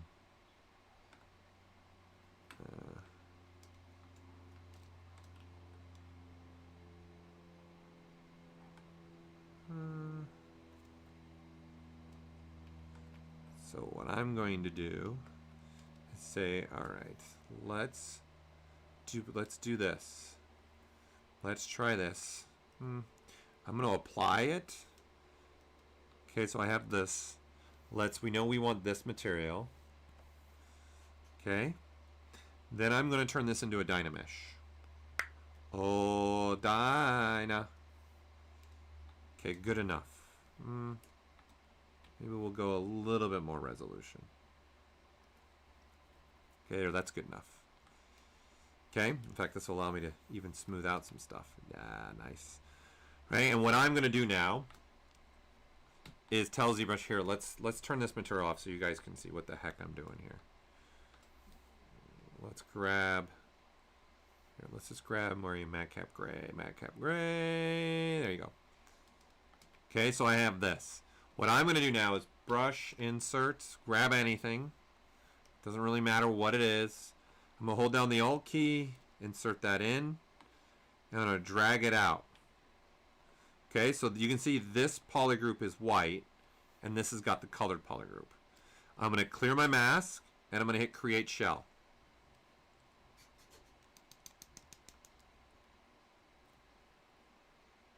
All right, so we'll let this create a shell.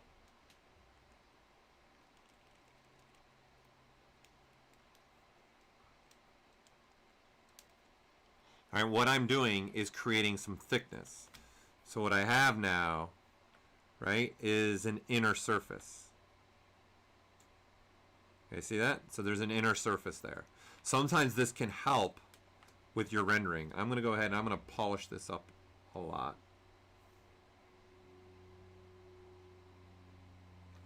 Yeah, something more like that. And then now let's see how that one renders. Okay, so we need to now give this one that material. That really crazy reflective color, fill the object, and then now we'll render this one out and see what we get. There. I like that better. See, it's got a little bit of some thickness, so see there's right in there, creating a little bit different type of result for us. Okay, and then the water, probably I would need to size this down a little bit and then re-render that. And then now it's about picking the right material for the water and everything else, right? And then now my water is not long enough.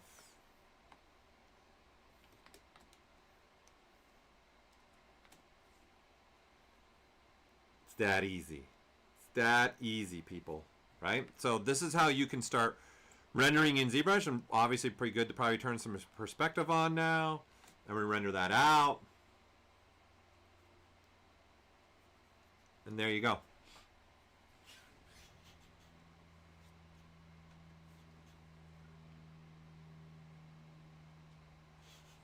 Okay?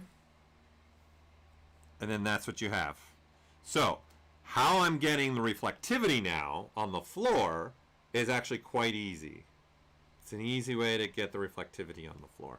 So let's use his, because his is just all done and a lot cleaner and nicer. All right, all this is super easy. This is just rendering that's doing this, okay? So I'm going to remove my materials, and let's dock the render palette, okay? And if you want to play with your reflectivities, your transparency, there's a menu in here that you can play with your transparency as well, right? So you can go BPR transparency, and these two sliders are telling what ZBrush should look at for transparency. So the strength, in essence, is looking at like the surface normals. The color is looking at by the color making things transparent. So if I bump this up more, right, and re-render this, the transparency is going to change. See, the transparency just changed. If I drop it way down by less by color and more by the material, you can see that transparency will change. And then these are factors, like how strong of a factor do you want for this, right? So I believe this is his, right? So now if let's assign this material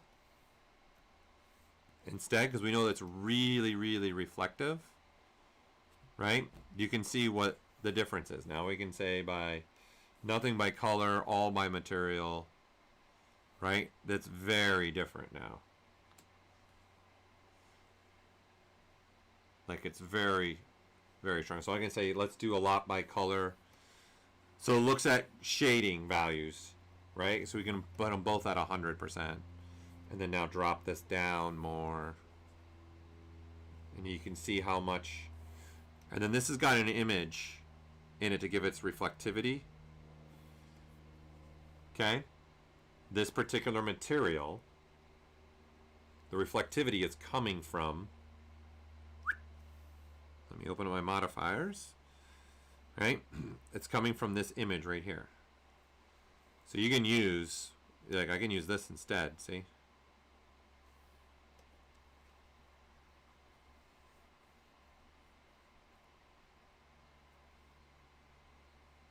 Right? That's an HDRI. Right? And so you can use, in this particular material, it's using add reflectivity, taking away. How much reflectivity do you want? A little bit more sub there, and then now re-render that. Okay, so this is all happening with filters. There is a filter called self-reflect. Okay, so this filter is just self-reflecting the object. That's it. That's it. That's how easy it is. So here I'll zoom out so you guys can really see the reflective point a little bit more. See? What's doing that is this, and this is real time. So see if I turn it off, and then see he also added excuse me. He also added a fade filter and then also a sharpening filter. Right? So there's reflecting. You can say how strong. Right, you can change the reflectivity amount, so it's just a little bit, the strength of that, right? And then you got a radius control. What you see is blurring it. So if you want to blur it a little bit, you can blur it a little bit. Super easy. It's just turning on a button. Right? You can do something like that. Opacity, and then now maybe just add more blur. right? Maybe not so much blur. There you go. It's that simple. Super easy, right? To make that, and then you start having more fun with this, right? You can start doing a little bit more with the filters, right? You know, maybe there's some noise, and maybe you only want that on the model, right? And then you can do other things that are maybe, you know what, maybe let me add a little bit of a blue, and I'm gonna Fresnel it. See, look at that. So it's got that little shade of blue happening now, and it's only on the model, and I'm Fresneling it. Let's play with the exponent, make it a little bit stronger, right? So this is now adding almost like a rim light of blue everywhere, right? Nice little boom touch. Like the filters, you can do so much with these filters. Outline edge maybe, make it pop a little bit. I don't want it to look like pencil, so no noise.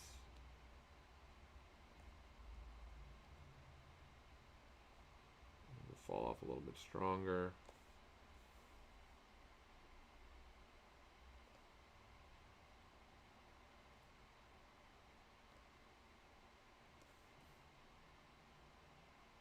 Even give this a little bit of a color, something like that.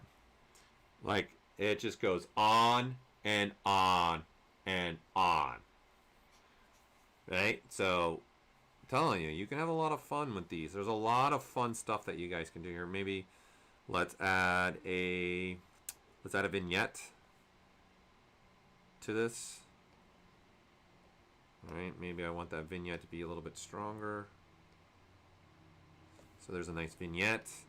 Let's even now add the newer one, a radial overlay to this. Right, and now let's play with this. Where do I want this positioned?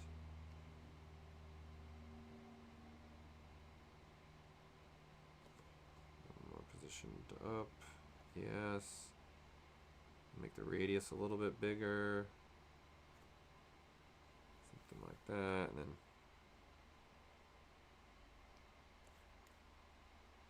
there you go, right? It's just, and this is all real time, right? That's the beauty. And if I don't like something, I just turn it off and see what I like and see what I don't like,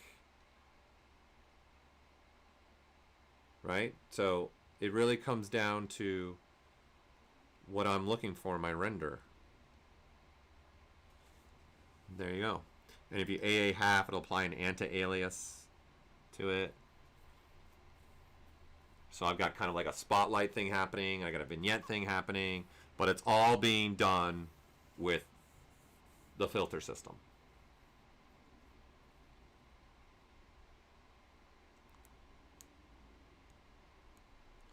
The coffee in the actual cup is easy to create. I was talking about the liquid flowing from... What are you asking about the liquid? That's just... You're talking about this? You're talking about the liquid here?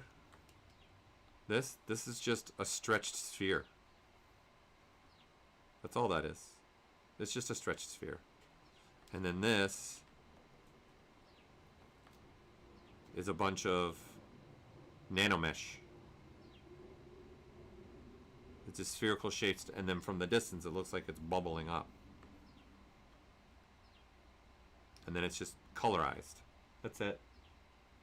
This is just a stretched sphere, right? So if you go back to this, and if you want something like that, right? It's just taking anything like that, right? So here we can take this, duplicate it. I'm going to turn off perspective now. And I can say, even just take what we have here, right? Just take this portion.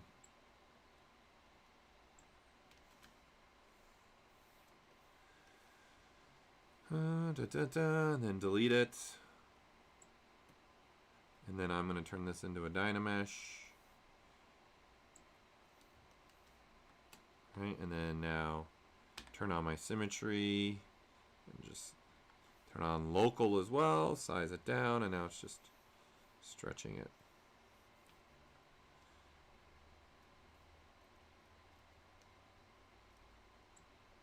just stretching it.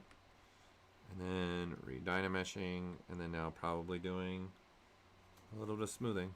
That's it. There's your liquid coming out. Okay.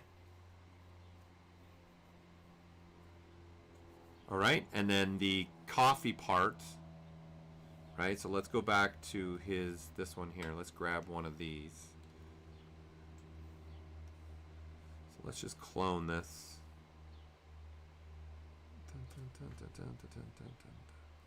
Oops. Yes.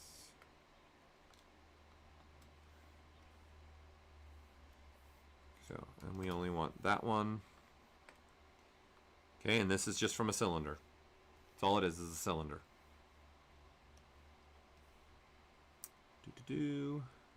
Delete hidden. Now that you have that, let's switch the material out to madcap gray. So we're not taking on all the material stuff. And then now it's just taking something and using it. So I can just say, let's just insert here this circular shape. Right, move this into place. Let's go here. Size this down.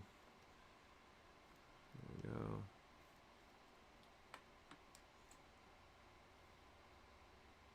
Okay, there's that, right? So this is going to be the liquid, in essence, that's inside the coffee. And then now there's a couple things that we could do here. Sculpturally, we can do some stuff, but nano can work really well for this. I'm going to grab this. Let's see, did I already? Yep, let's create this into a nano. Insert nano, right? Grab whatever you want. Here, I'll just grab a cylinder, right? I'm going to say all polygons. There they are. So now you go to nano. Okay. We'll just put it like this. And then I'm going to say randomness. Okay. And then now let's start changing the size, the height. Let's start adding a bunch of offsetting, and let's randomly do that. Let's do that. Random even more. Let's add some rotation in here. Let's add some randomness to that rotation. A little bit of rotation in there. And then more rotation randomness. Let's add some more of them. Right, and change the sizing. Let's see, offset in the Z's. Maybe a little bit less. Something like that. Right? And then it starts looking like bubbling over. Right? Something like that is pretty much what he did to try and make it look like a liquid that was being shot around, right? And then you can add to this, right? You could have, right, make some rippling now in this too, right? So I can say polygroup, polyloop there. Let's see how this looks there. There. And then now Q mesh, polygroup all. Kind of start messing with that rippleness in there. And then now back to insert nano, all polygons. And then once again, having a little random.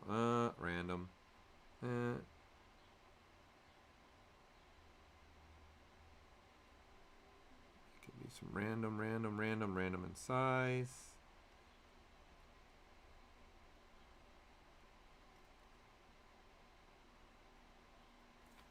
And then random seeding.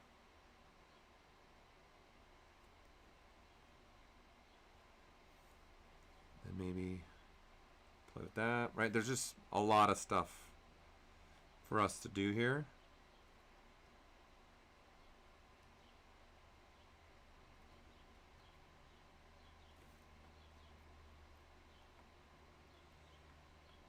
that, maybe. Right? That's it.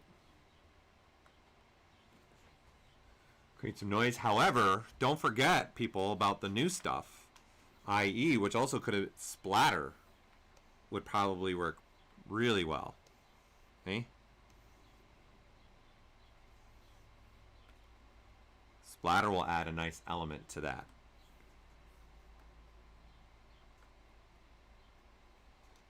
So this would look really well. There you go. It's even going up the cup. Boiling over. Okay, there you go. Right? So that's pretty much how, something like that. That's the approach I would take on that.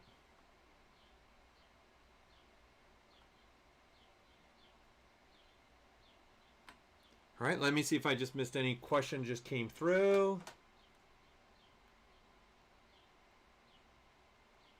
Looks like I got him. Did I miss anything that you guys wanted to know about that I missed? Because I wasn't as watchful on the chat tonight.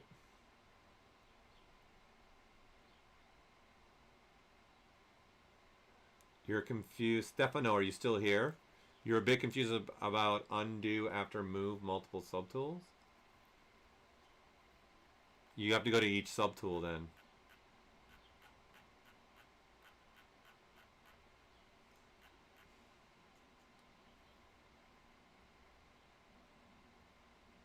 Ooh, the black cylinder? It's just a cylinder. That's exactly what it is. It's just a cylinder. You're talking about...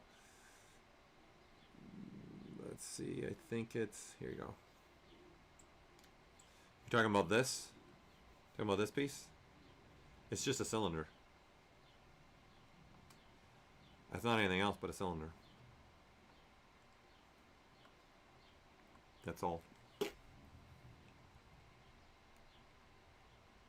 then this can be nano. You can nano that. He didn't, and then this is just making, from an image, making the logo. Does that help? Does it help?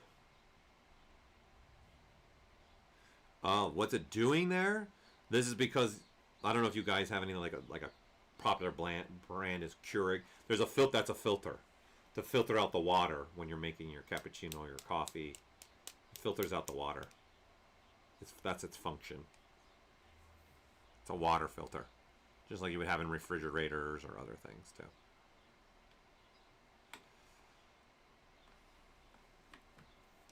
All right. That's it. That's all she wrote, everybody. Okay, so I got to get going.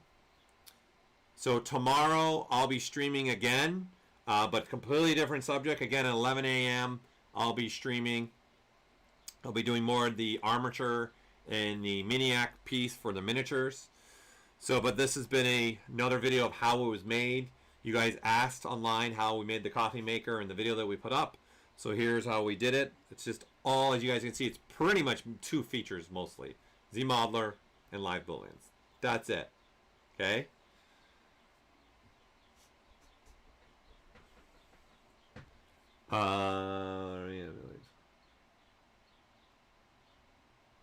I couldn't say Comics Legend. I can't talk about development, unfortunately. I can't say. Okay, so don't forget tomorrow stream if you want to join me again tomorrow, 11 a.m. Pacific Standard Time. Totally different subject. Okay, and then also take a look at that Godzilla video that we made. It's pretty awesome. It's on our YouTube right now. If you're on YouTube, it's right there. Okay, there's been the whole time going through showing you guys the URL for that. So I thank you all for being a part of this stream. Again, I'm Paul Gaboury with Pixologic. You've been watching how it's made, creating an espresso machine. Have a great day. I'm out.